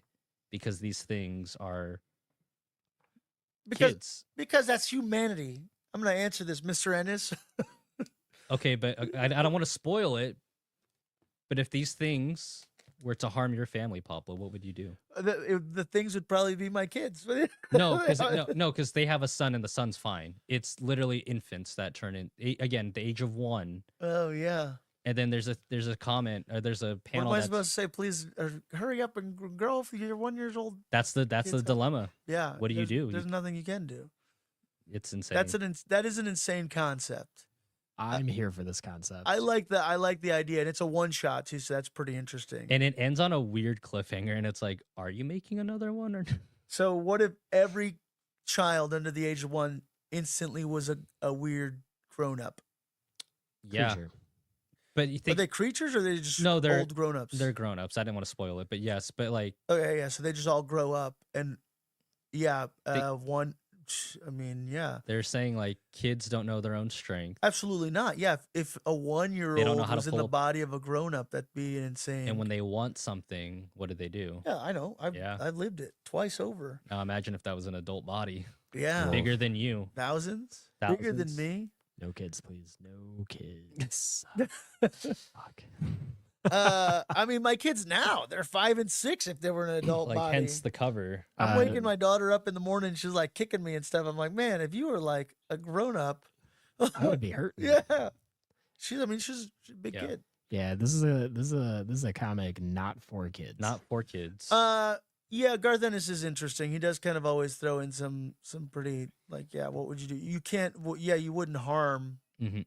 Like, how would you go about like? It's like, what do you do? What do you do? How I do you sur- mean- how do I you mean- protect? That's why. if it is a deranged, hyper-violent adult, Right. murder it. No, that's why you need a. The problem Murder is it. like this is why you just gotta start disciplining your kids early on. So You need Day to put one, that- start disciplining. You cried, time out. You need to put that. You need to put that fear in them right away. You know what I'm saying? Well, no, I don't. like the dilemma. I mean, like literally the dilemma. It's the parents of 2 kids. One that's a baby, that's no longer a baby, and a son. That's older. So who do you protect? You go to your rooms. It's that's very interesting. Dude. And that it's is- I like the it's- concept. I like. It's I an like that this interesting. book It's a exists. mind. But it's like one of those like mind bendery things of like. you question What was that? morality. Well, I don't even know. It's just like it's a really like. I don't know. I'll check it out. Check it. But it was out. just like of like the. Would you rather get 10 cents for every time you blinked, or a penny every time you breathe, or whatever? Something stupid like that, right? yeah. It's like, would you rather? Which one would you protect? I don't know. I would Which one's protect your the more. favorite? I would protect the more frail one. Wouldn't you protect your favorite? I would protect the one that is more likely to get hurt. If the bigger one wasn't going to get hurt, I wouldn't. I would. Well, that's the dilemma. The big one is Yeah. a baby in an adult's body hurting itself in its room because it doesn't know how to get out of a room. Yeah. versus the child that like that same baby was attacking the mother and the child. This entire dilemma could have been just like avoided if some just parents had dipped some pacifiers in some rum. Bam! Great. Now you have Now they're- deranged, hyper-violent, They're drunk drunk. children. Sleepy. There would have been- Oh, You dip the pacifier. No, I never No. did that. For You the just record. have to preemptively give them like 100 milligrams of THC. See, this is what Garth Ennis does. yeah. Benadryl. Yeah. Bam, bam. Look, just go to the diaper bag, get the Benadryl. What else do we have? Everything else is DC. Well, Yeah. well, Well, we'll wait for the trades for last. okay. So DC. Yeah, we'll try to get to see. This is This a is why. massive week.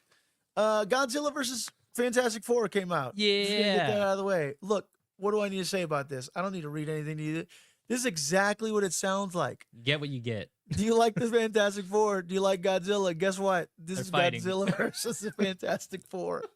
This is what happens in this book. Godzilla's going on a rampage all over the world. I'm and here for with it. all of this is amazing. I'll tell you, there's a lot of Godzilla books out, and there's a Godzilla #1 that came out a few weeks ago, Godzilla Heist.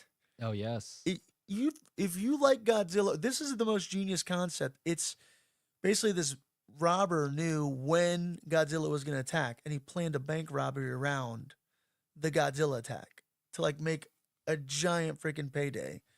It's like, imagine being able to predict where Godzilla was going to be. Like, wouldn't you plan an Ocean's 11 style heist? Yeah. 100%. Dude, it's so good. I'd be And so then rich. Godzilla versus Chicago. Come on. This book caught my attention, but apparently this is the 4th printing of Mark Spears' Monster. This is a very small publisher. I don't know. I could be wrong. Who knows? They may be a giant publisher for all I know. Keen Spot. Yeah, I don't know how I missed the first 3 printings of this. I'm assuming it was probably a smaller print. This book is gorgeous. I don't know if it's. Did you see the inside of this book by chance? I did not. Oh. It's like, is this photos? Is this pencils? It's exactly what it sounds like. It's kind of like the Universal Monsters, drawn the way you've always wanted to see them in this beautiful black and white book. From award-winning artist Mark Spears of Spawn Action Comics, Kneel Before Zod, Power Rangers Rat City, and the upcoming Spawn 77. What the fuck is that about? Comes an all-new horror series, Monsters, based on the hit trading card series by the same name. Spears brings the classic monsters to life with a modern twist. Set in the early 1980s, a retired monster slayer from a forgotten era learns that an old friend has disappeared, and a malevolent force from his past has resurfaced. Reluctantly, the mysterious slayer is pulled back into the realm of the supernatural, determined to confront the ancient evil once again and prevent it from wreaking havoc on the world once more. Meanwhile, 2 seasoned detectives are investigating a series of grisly murders, and a group of kids embark on their own adventure. But after witnessing what they believe to be their recently deceased neighbor wandering the streets at night, don't miss the retailer exclusive variants of Mark Spears' Monsters. I'm gonna need you to read every comic like from now on. You read that really well. Yeah. Yeah. I can read sometimes.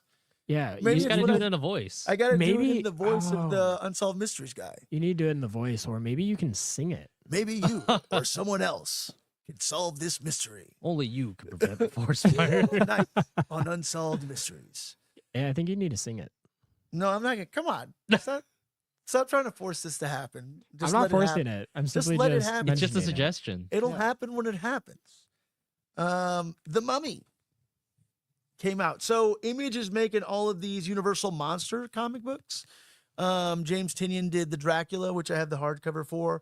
There's a beautiful creature from the Black Lagoon. Frankenstein, which we'll talk about in a second. But the latest one to come out from Image Comics is The Mummy. This is from Faith Aaron Hicks and our boy, our guy. We love this guy, Lilo Ridge. Yeah. Award-winning creator Faith Aaron Hicks, Avatar and The Last Airbender, presents a stunning new vision of the seminal horror film like you've never seen it before. Helen, whose last name I can't pronounce, Grossvenor, I don't know. See, I went back to not being able to read. Is a woman born in two worlds and belonging in neither, forever haunted by a cursed encounter as a child. When unknown voices bring her back to an Egyptian dig site from her past, Helen is unknowingly plays an unexpected role in the rise of a monster known only as the Mummy. The Mummy. From Image Comics, Faith Erin Hicks, artist also Lee Lowridge. I'm assuming Lee Lowridge, Faith Erin Hicks. It sounds like she's the writer artist, and then Lee Lowridge, masterful colorist.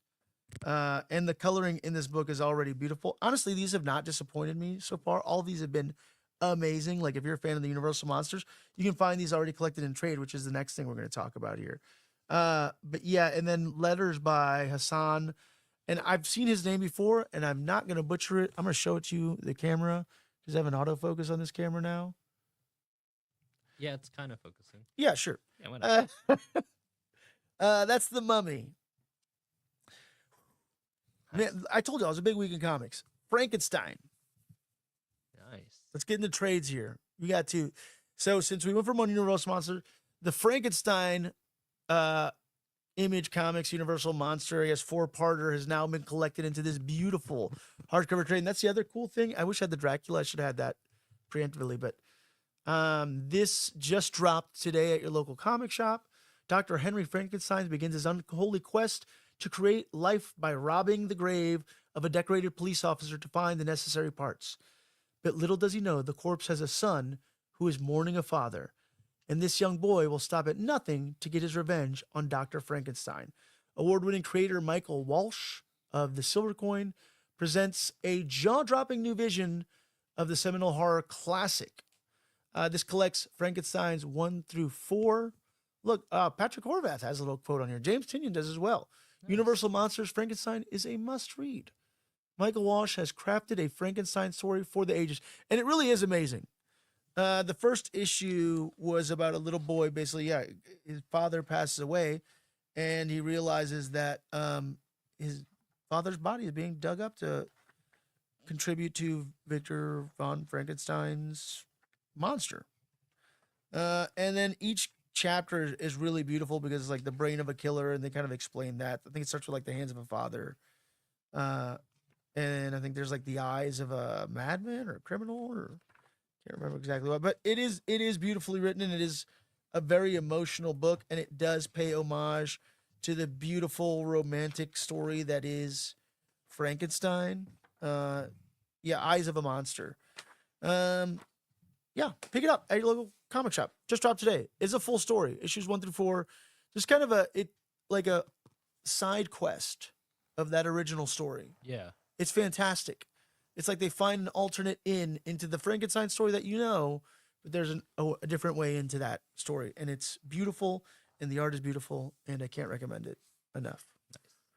Ty got a trade, too. I did. Ty got a trade. For the first time. Well, not the first In time. forever. That's true. See? There you go. That's it. Gotta be natural. Yeah, it's just got to be natural. Dude, check this out. This is the Holy Roller. Mm-hmm. I'll go ahead and read the back. I have the image I can pull up at the stage. So check this out. Very timely, by the way. To care for his ailing father, pro bowler Levi Cohen is forced to quit his dream job and return to his hometown, which he soon discovers has been overrun by neo-Nazis. With only his bowling ball collection to defend himself, Levi becomes the Holy Roller, a trick bowling ball wielding superhero, battling to liberate his home and bowl a perfect game against crime. All right. This is by Andy Samberg. There you go. Of SNL and The Lonely Island and a plethora of other fun movies. What's the cop show he's on Fox? Brooklyn Nine-Nine. Yeah. Amazing show. Rick Remender, Joe Troman, Roland Bosch. Oh God, I'm pronounced. TJ. Tommy Jeff. Boschi. And last one. Boucher. Moreno Denicio. Oh, nice. Oh, nice. $20 at your local comic book shop. Collects issues 1 through 9. Holy That's Roller. awesome. And he's like a bowling ball right? Yeah, Like, he's got like this little like almost like Batman Arkham Knight armor, and he uses bowling balls to fight crime there you go. against fight Which them. is always, come on, like it's always like what we think. We all think that whenever we pick up a bowling ball at the alley, I'm Oh, like, I yeah. could use this. You guys This isn't just to knock these pins down. This could be used for crime fighting. Hey, if you watch The Monkey. Yeah. Last thing, like we started out, we were very against, I guess, talking about like the bigger books, but it's like we have to acknowledge. We have to Game recognizes game. Game recognized game, I guess. Batman Hush 2, issue 158 has dropped today. This is one of the biggest things. Jim Lee has been doing his rounds promoting Hush once more. I think I explained it on a prior episode, but Hush, Batman's Hush, was written by Jeff Loeb, who went on to kind of head Marvel TV. Jim Lee, probably one of the most iconic comic book artists, or influential even comic book artists within the last 25 years, Yeah. more so. President of DC now. President of DC now. And it's a big deal because he's the president of DC. He doesn't really do interiors for comic books anymore. But Jeff Loeb stepped away, as I mentioned. He's a great writer. I pretty much love all of his work. Like he was the superhero writer for me that just, I don't know. Real gin. He reeled me in, man. He wrote some of the best Superman. He wrote he's got like a whole series with Tim Sale. He wrote Batman Long Halloween. What else? Dude, he did a really awesome Batman Superman run with Ed McGuinness. Oh my God, that's right. That was so good. But this dude wrote Batman and Superman the way you'd want these characters to be written, like beautiful, wholesome, tragic, fun, funny, quintessential comic book stuff. Yeah. And if Jim Lee has been such an influential artist that you've more than likely seen his artwork on Batman or Superman merchandise or X-Men merchandise. Like he has his fingerprints all over this industry. Like I said, most influential comic book artist easily. I mean, like there's a sure debate that can go around that, but so this story was the first time in a long time that they had introduced a pretty interesting new Batman villain. Batman is known for his villains. Everybody knows about the Batman villains, right? People tend to like the Batman villains most of the time more than they like Batman. Truth. But for a while, I guess that franchise had grown a little stale. Jeff Loeb came back and made a really beautiful kind of detective story. And he also, kind of did things in that story that rippled throughout comic books. And this was 2002 when that came out. The cool thing about Hush too is it is collected. It's compiled. You can go into a comic shop and find Hush 1, but if you want to, Hush 2 is going to be one of those things that people are going to talk about. I don't know. Look, there's a lot of things. I'm sure there's going to be a lot of covers and variants and things. Oh, there's already a ton of covers. Yeah. But it is a cool sequel 23 years after the original. Yeah. So it's a return of Jim Lee to doing interiors of a comic in Batman. His Batman is iconic. And Jeff Loeb returning to writing the character, and he couldn't be in better hands. I'm very excited about this. This is probably one of the Batman book that I've been most excited about in a long time. Because without spoiling it, the original Hush ends on a cliffhanger. So it took over 20 years to see what happened to Hush. So they're gonna tie that. Well, no, you've seen it. Well, you see, but they never like talked about it afterwards. That character played some roles in different things. I think throughout the years. I mean, and not like I'm sure like Jeff Loeb would have done it, but right. Well, that's what I'm saying. And what's interesting too, like the original Hush sets up Red Hood. Yeah. So the original Hush comic was the first time that it was teased that Batman's Robin that died, that got killed by the Joker by the name of Jason Todd, who was killed by telephone call-in vote. In a comic book, they were like, hey, we know comic book fans don't like Jason Todd. Call this number. This is going to end on a cliffhanger. If you want Jason Todd to die, call this number or whatever about this. If you want him to stay alive, Death in the family. Do this. And then like a month later, the issue comes out, and based on what people had called in, apparently enough people voted to say like, "Hey, I want to see the Joker kill this Robin," Yeah. and he did, He did. and that was like a kind of a new layer to that Batman character, that he's this grown man who's asking these kids to fight crime with him, and what Yeah. happens when one of them dies on the field? To get another Robin. That was his second Robin. That was the second Robin. Grayson was Nightwing. Spoiler: he gets a third Robin. He gets like He 4 gets Robins. 4. Yeah, He gets- total. Technically, if you count his son, One 5. of them's his kid at some point, so at least it's like, but well, yeah, I don't know. There's a whole Bat family now. It's confusing. There's a lot to Batman, but look, you got to know that this is a big deal. If you are somebody who wants to collect too, if you want to like Jim Lee doing interiors or something is amazing. There's so many variant covers. There's a connecting cover which I pre-ordered. This one folds out. This is like a Oh, thing. Wow. Yeah. Oh, damn. Damn. Wait, turn around. Oh, look, there's more. Yeah. Look. no, there's more. Wait, there's more. And this cover is There this. it is. Holy cow, dude. That's dope. Yeah, it's like it's pure comic booky comicness. Like this is comic book excellence right here. It really is. They're pulling out all the stops. It really is. This is like the equivalent to the Russo brothers going back to do an Avengers movie.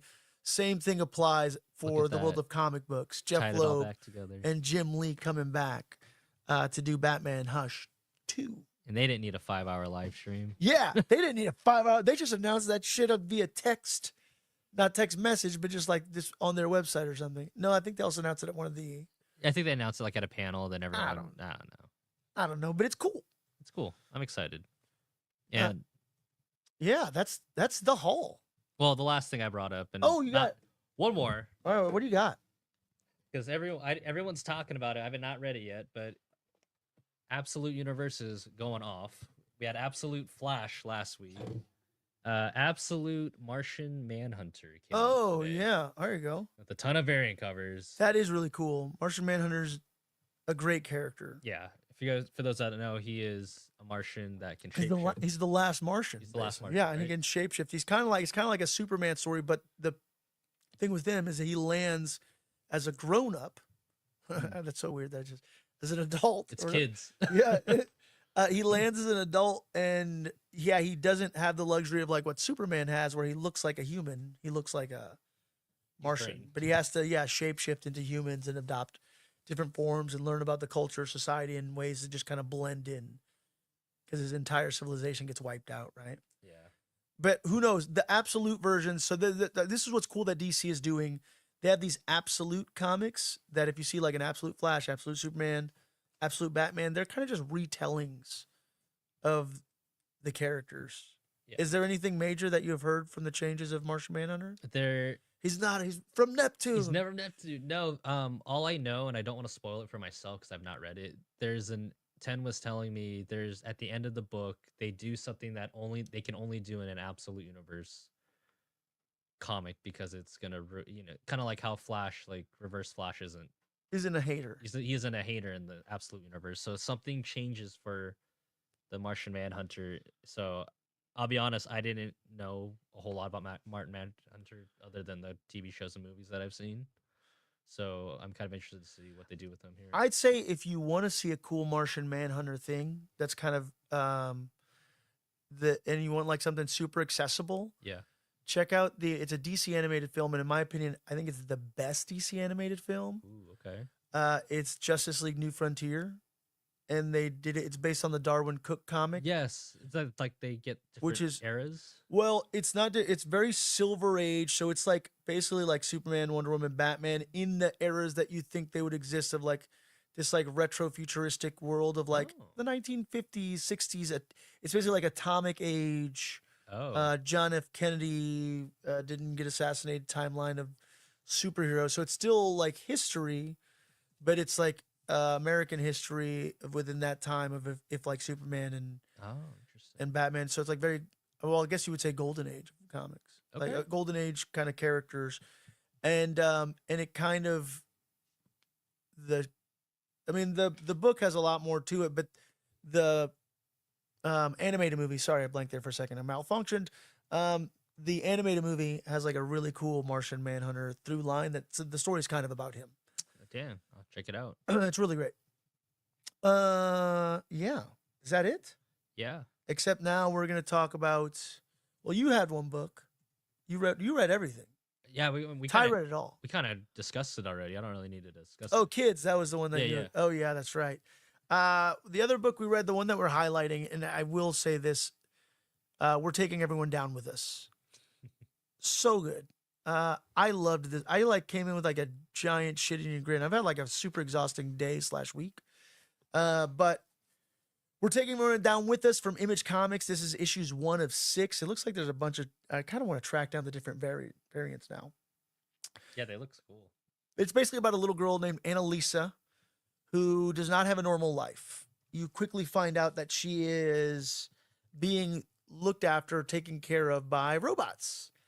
And then her dad is, I guess, well, this is according to Image Comics' website. I didn't just assume this because I was like, he just seems like a weird, logical human that I would have met. Her mad scientist father is this. I feel like this spoils it a little bit. Yeah, don't. So I'll tell you what it is. So Annalisa, you're introduced to this character, this girl named Annalisa. And yeah, her father is a scientist and she's being babysat by like 3 robots or whatever who all have like Yeah. a network of consciousness. Kind of like Ultron. Yeah, kind of like Ultron. Exactly right. So it's like that's who her babysitters are and they keep kind of telling her, trying to get her not to disturb her father, but she's just a young girl. Seems like her mother's out of the picture. Who wants to spend time with her dad. You quickly find out her dad is a scientist. He's working on some potentially world-changing stuff. And then they start to peel the layers back. I got to tell you, though, hold on.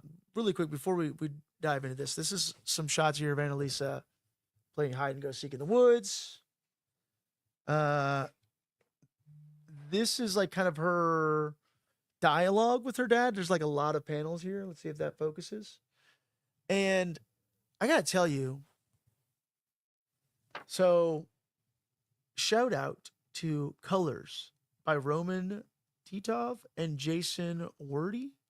Like, holy shit. This book is so well colored. And maybe it's something that I feel like a lot of people miss out on, but it adds so much personality to this book. One of the reasons why I would tell you to read this book is for the coloring alone. And I constantly talk about how people create light and shadows with just color or just like a little bit of just changes of tints. And this scene here with her back and forth with her dad and them being around some like, I don't know, chemically glowy stuff Yeah. is so beautifully done. So like if you talk about color theory, I'm drawn into this book's like palette is insane and stunning and kind of a little psychedelic. Or just like, I don't know, like There's so good. there's so much coloring with it. Do you see what I'm talking about? I do, and it does draw you in because like if you just flip through it and you don't read anything, and you get to that panel where it's like the scientist and like a robot, Yeah, it's so, and it's just like every panel, Yeah. like every panel's lighting or like colors to Everything, create lighting. everything's done with intention. It is so great. So and Annalise is such a oh my god, what is the word? Such a expression, like full of expression. yeah, Like every single panel has such incredible like detail and expressions within her face. yeah. Oh no, Uh, shout out to art is by Stefano Landi. Yeah, and it's Oh, phenomenal. I'm sorry, Landini. Because what kept me reading this was her character and like the way Yeah. that she was portrayed and drawn throughout this entire thing. Because you see almost every emotion. You do, and she's just very much she's a very likable character. I will tell you that because she's Yes. just a girl of her age. Right. Once more, just like kind of trying to get her dad's attention, but yeah, very well drawn. Mm-hmm. Really fun like writing because it's like you just kind of you automatically see a spectacular thing of like, oh, this girl first it just looks like she's on the run from a robot, and then you quickly realize she's playing hide and go seek with robots. Yeah. But yeah, she's just like just funny young mischievous girl interactions with these robots, and then her dad. I don't know. Her dad seems. There's a really funny line, by the way. Hold on, because her dad. This will epitomize her dad. I think in like 3 lines right here.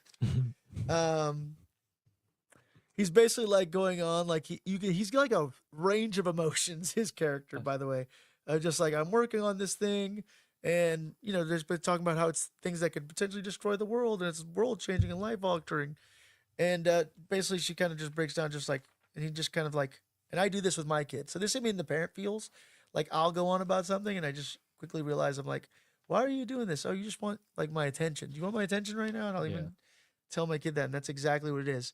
But he like kind of stops ranting at his daughter about his work and realizes his daughter just needs attention. So instantly the character, as weirdly logical as he is also really likable because you can tell he loves his daughter. And it says, "Would you still wish to play hide and seek with me?" Hide or seek with me. Yeah. And she goes, "Hide and seek?" And he goes, "I don't know. I don't know that I'll have time for both." So like, yeah, he's a scientist. And then she kind of like, throws a little pouty face, and then he's like, "All right, we'll do both. Would you prefer to be the hunt or to be the sought?" And, and the dad thinks about it. He says, "Hiding is the coward's way. I will seek." Yeah. But it's really funny. And kind of a cute interaction. And then it takes like a really interesting dark turn. Where it does. It gets very dark because Annalisa, in hiding, in tricking one of these robots that are basically the help, realizes her dad has a dude locked up in a basement in chains. Pretty interesting. And it kind of uncovers some things about the dad. You quickly realize he's not just a scientist, working for like the CDC or some shit. Right. Oh yeah, okay, cool. You got some covers up there. But the other thing is, so he's kind of a supervillain, it seems like. Is he a supervillain? I mean, I'm gonna say so because when there's a scene where he needs to change clothes and he goes, "Are you taking care of certain?" Fuck, it's basically like a Magneto costume. Yeah, it's like a Magneto costume. That's not a superhero costume. That ain't a superhero costume. Yeah. So it's got 4 arms. So you find out Annalisa's mad scientist dad is also a kind of supervillain mad scientist dad, but the dynamic between his daughter is not human. Any less sweet. It's so human. And that's the point, right? Like, I think that was the point. That's what I liked about this book is that it starts off with the juxtaposition of robots and that, that certain way of thinking, that logical sense of thinking versus the innocent human childlike wonder that's going against each other. Yeah, I love it. And then exactly like even with this logical character, there's still for sure love between him and and they make it relatable. It's so relatable. That's what you want in a story. So you kind of, I'm not going to give too much away from that. Then what I love too is that the way they introduce, which is crazy because like the world's greatest spy, kind of looks like Will Ferrell as Ron Burgundy. Stop. That's what I was going to say. And that's how I read all of his dialogue. No. As he is engaged in an adult activity with a young woman, it seems like, or very, very 70s, 60s Austin Powery. Like if Austin Power was Ron Burgundy, I don't know. Yeah. And this is so I can't even show you these things, but basically they're butt naked. He's super hairy. They're up against like a window in Vegas or something. It's crazy in their hotel room. But then a messenger comes in basically being like, "Hey, like we found this potential mad scientist. He's been hiding out for some time. And we found him and we need you to come, do whatever thing that it is that you do." And there's a large phallic, just phallus. Exactly. Right. I don't know. Look, man, dude's got giant shit. He's got some giant junk over here, just dangling between his legs, in between a giant bush. It's very weird, but also weirdly hilarious. And as he's being called away, I'm just have to read this by line. He says, "I seem to be somewhat intoxicated." And the guy's like just booze? He's like, "Mostly, yeah. We smoked a few joints, took some Quaaludes, some downers, a few uppers, popped some Superman Delights.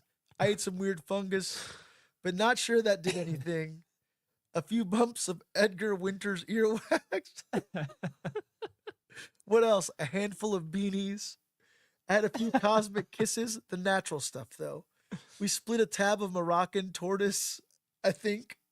I think that's it. And then the girl comes from behind the curtain because she's naked and there's another assassin in there. Give this guy a mission. She goes, we smoked some heroin. And he goes, bloody hell, we did? I guess I did heroin. and then the guy who's coming to debrief the world's greatest spy is like, no problem. I'll have you in tip-top shape in no time. And like proceeds to open the suitcase with like a syringe and, you know, medical pills or whatever it is. But the syringe has this like green liquid. And as the world's greatest spy goes on to put on his pants to get ready for his mission, there's this really hilarious shot of like the hand and the needle and the guy struggling to put his pants on. He goes, don't put that penis away just yet, sir. It's the best fucking part of the whole book. I think I just gave it away. But look, the book is you need to read it to understand it. You need to read it to understand it. You need to read it to understand it. It's ridiculously charming. They introduce a hilarious Ron Burgundy, Austin Powers-esque spy who needs to assassinate a really adorable mad scientist supervillain father.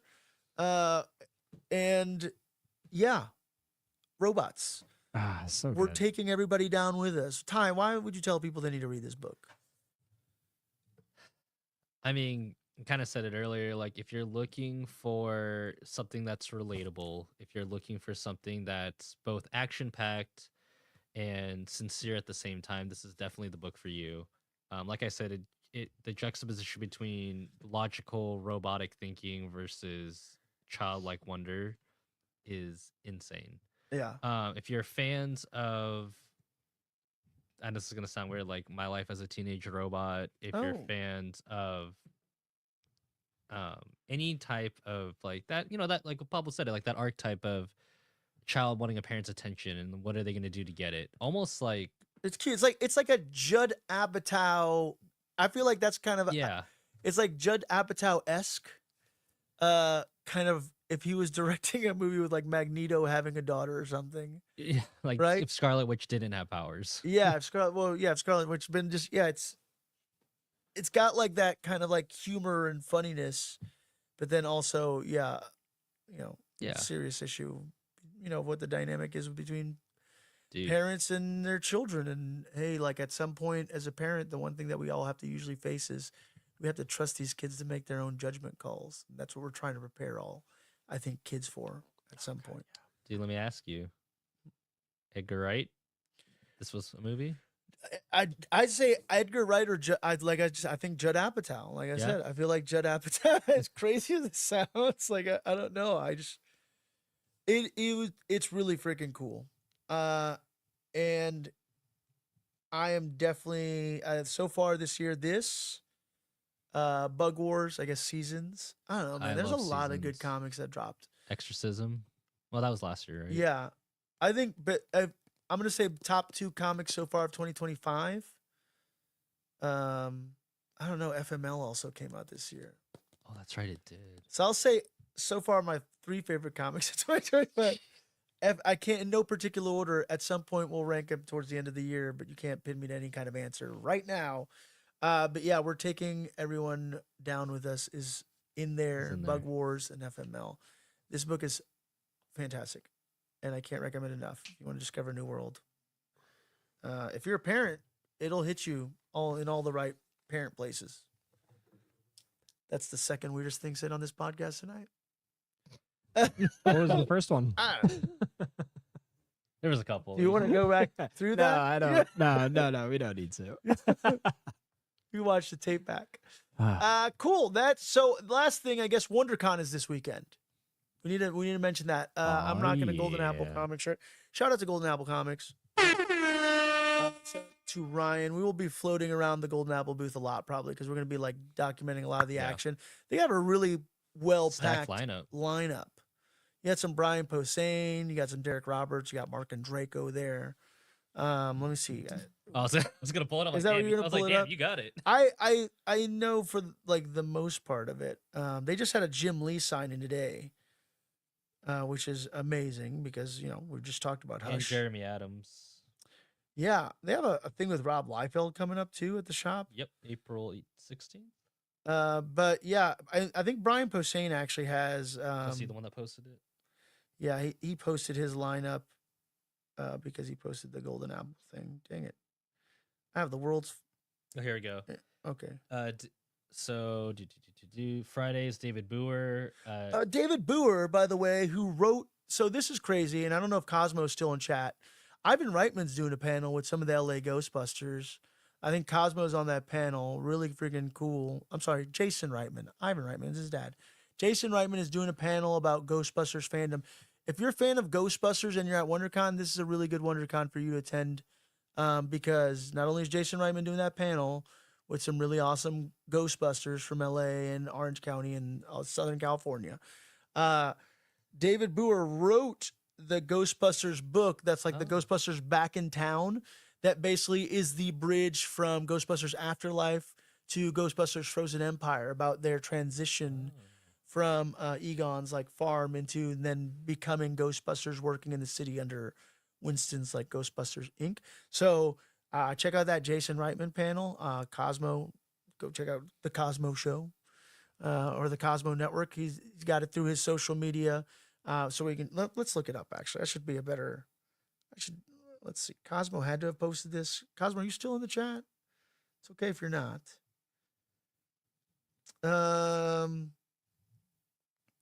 There will be. Okay, who are you going to call? Crossing the Streams for Charity, Sunday, March 30th at 11 a.m. Join Jason Reitman, Sony Pictures, Starlight Children's Foundation, which is the foundation that the LA Ghostbusters donate to. It's a nonprofit. And the Los Angeles Ghostbusters to discuss the secrets of fandom and charity in room 209. As well as there will be a charity raffle on Friday the 28th and Saturday the 29th. You donate $5 for a chance to win a Ghostbusters themed prizes, including collectibles and even a Nintendo Switch with Ghostbusters Spirits Unleashed. Finn loves that game. My 5-year-old obsessed with Spirits Unleashed. We play it. You can be a ghost or a Ghostbuster. You can get a Nintendo Switch. You get a Nintendo Switch. You can get a Nintendo Switch. But I mean, look, what you should know is that Jason Reitman and Sony Pictures are going to be there, kind of stirring up in order to get people to donate to the Starlight Children Foundation Nintendo Switch and the secrets of fandom and charity. But that's a really cool panel. Room 209, Sunday at 11 a.m. I might bring my kids to that. We're gonna dress as Ghostbusters. Hell yeah. Hell yeah. Finn would love that. Actually, I'll be there at 11 Sunday. Sunday. So on top of that, so Golden Apple is also going to have a writer from the Ghostbusters. So yeah, get all your stuff, your Ghostbusters stuff. I'm bringing my Ghostbusters stuff. Get signed. Yeah. That's settled. That'll do. So we'll see you guys at WonderCon. Me and Ty will be there. Tommy Jeff, are you Maybe. Are you down to go one of those days? I am really bad with committing to plans. I am very much a spur of the moment person. This was supposed to be a short episode, by the way, but we hit our 2-hour mark. Look, crazy. It's never a short episode with us. Hey, we talk. We do. You know, we talk. We like to yap. Yeah. We get really excited about certain things we talk about, and one of us can really carry it on for a minute. And I love that about us. Yeah. I mean, I'm guilty of that. So We all are. Yeah. We all are. This is what we're here for. Talk. Cool. Anything else you want to plug or talk about before we end it up here, guys? Feel better, did he? Yeah. Feel better, did he? Find her at better. live.julian. Still going to shout her out. Oh yeah. Send her a DM. Tell her you miss her. I'll do that right now. Ty, Yes. anything you want to plug before we roll out?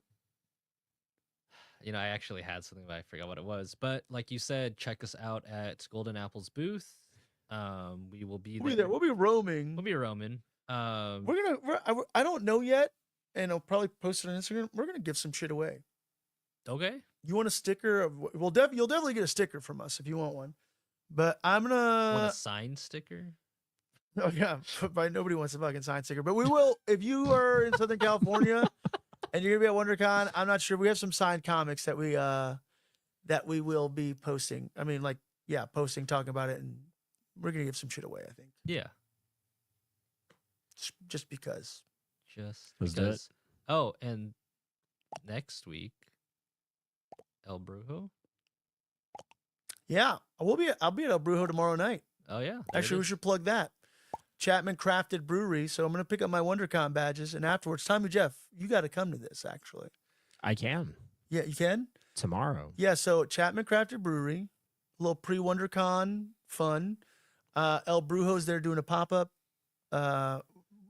Best smash burger hands down in Orange County. I have a good, video I'll come about it. hungry. Chapman Crafted. Oh, dude, I kid you not, dude. I was thinking about this burger for like a solid week. Like, I'm so glad I get to shoot some El Brujo content. But I'm not just being like me and Ty at this point. I will choose. I'm going to be so picky with who we work with. So if you see me plugging a brand, we don't have to plug anybody's shit. Right? don't. So, but We really don't. El Brujo, dude, they're killing it. Their burgers amazing. They had this, so he does these calls them the daddy burgers, and it's basically Hey, daddy. yeah, and it's and yeah, all the burgers have the best names, by the way. There's like the basic bitch, the walk of shame, but the there's like, I think, a daddy series of burgers, and I hopefully I'm not butchering these, but he'll find like a famous fast food burger and they'll do their take on it. Like Okay. they did like the Carl's And Jr. I Western missed Bacon that. barbecue, which was amazing. He did one that was just a McDouble, and it's in the video, and it's easily one of the best burgers I had ever in my life, Really, a McDouble. dude. It's his version of the McDouble. Oh, okay, his version. It's though. not the McDouble. It's the El Brujo smash burger version rendition of the McDouble. Okay. He gets all of his fresh, like all of his bread fresh that day from like OC Bakery. Like, you can taste the quality within these burgers Okay. and the love within the burgers. 100%. They're a labor of love. It really is. Like, you are gonna go. You're I not gonna have- go to McDonald's and I get a need burger with you- love in it. I need you to understand. Like, I just had for the 3-4 weeks I was in Chicago. Look. The conversation of burgers, and now you've set this expectation that this is going to be the best burger I have. Tommy Jeff. And I've just argued that there is this burger joint in Chicago that is the best, Look, fuck that burger joint, bro.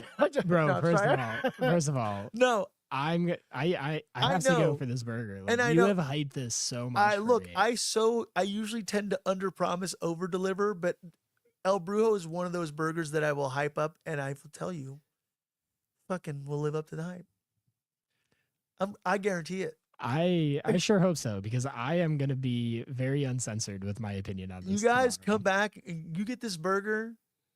If you don't like it, Ty will give you your What money the back. Thanks, Ty. I I've appreciate said it. nothing this entire time. Ty, come on. Yeah, I mean, look, I'm no burger connoisseur. I'm a good burger burgers are good. connoisseur. But Here's- this was really good. Here's the thing. Here's the thing. You have a couple of different types of burgers. It's a smash you burger. have It's a smash burger. no, I get that, but like, you have the burger that you just go to because you just want something. You just want a burger. Like, at that point, like, you kind of don't care what kind of burger you get. You just get it because a burger is gonna hit the spot. So like, all burgers are kind of gonna be good, and a burger's a burger. Then you've got like These are exclusive burgers too. May I mention that? There's a limited supply on these burgers. You're not just gonna show up to Chapman Crafted Order at a like burger. 9 o'clock and just order a burger. He's like, I'm here till 10 or till sellout. I have a certain amount of burgers that I'm making. So there's also like something, and it's a pop up. So you can only get these burgers. El Brujo pops up at breweries, which is why it's Brujo as in male witch, but brew, BREWJO, Brujo, right? I don't know. Look, these are good burgers, Tommy Jeff. That's fair. Am I spending $30 on this burger, or am I spending 10? 14? 14, I think. Yeah, it's Okay. but you'll taste the quality. It's very much worth every penny. I've had some fucking shit overrated burgers for $30. Oh, 100%. I've had some fucking My terrible favorite burgers. for my $30. favorite burger in this entire country is a $28 burger. Is- And it is worth every penny, and I will pay that every Where's time. it from? What's the place in Chicago, and then what's the best burger? So there's 2 in Chicago, but I die and swear by the Loyalist. You can say I'm kind of loyal. Okay, The other one's au cheval, which is also absolutely phenomenal. But they're not cheap burgers, but you will leave wishing you got 2 burgers and you have room for 1 in your stomach. Gotcha. Dude, Ty? I'm the opposite. Like, I'm not a burger person until like I'll eat. Like, I like burgers, right? Like, I'm not. Come on. I'm no connoisseur. Like, no, look, I'm no connoisseur. We're I gonna like- end so it you're off on the- this you're- note. No, I like. Yeah, my favorite place at the time was In-N-Out. Cheeseburger in Paradise, and they had one in Vegas closed down, so now you can only get in Hawaii. Mhm. I Um, remember Cheeseburger in Paradise. We had yeah. one of those in Chicago. yeah, it was good. Like, again, I don't know how that ranks, but I Mhm. liked it, right? Mhm. But I really like El Brujo to the point where I'm like Pablo. It's like, man, I'm craving a burger, but that's what I want. Yeah, I thought about eating a burger today. Like I was like, man, I'm gonna swing by In-N-Out or something. You know what? Today will be the burger day. And then I'm like, oh no, tomorrow's El Brujo. I'm gonna save. Like I'm like saving my burger experience for the I'm kind of sad I can't go Alright. tomorrow now. week. Wow. Damn Dude, guys. it is. Look, I'm telling you, man. I've made plans. Some good. So bring them with. I'll tell you, for me, We're going to dinner. Bring them with. Ty, in Hawaii, Yes. have you ever had 7 brothers? I was also trying to hunt them down in Utah. No, but I remember you talked about them in Utah. I love a good burger on an island. But yeah, yeah, 7 brothers. I'm down to check it out. I've not had it. Man, that's a great burger too. Okay. Port of Call in New Orleans, by the way, and El Brujo. We'll be there tomorrow night. Check us Show out. up. Have this amazing burger. Have this- Let's go. Let's go. Have this amazing burger. Yeah, we'll be there. We'll be there at WonderCon too. Yeah. Look, until next time, guys. We're gonna wrap it up here. Be kind to each other. Keep reading, and may all of your issues. Fantasies of God, fantasies.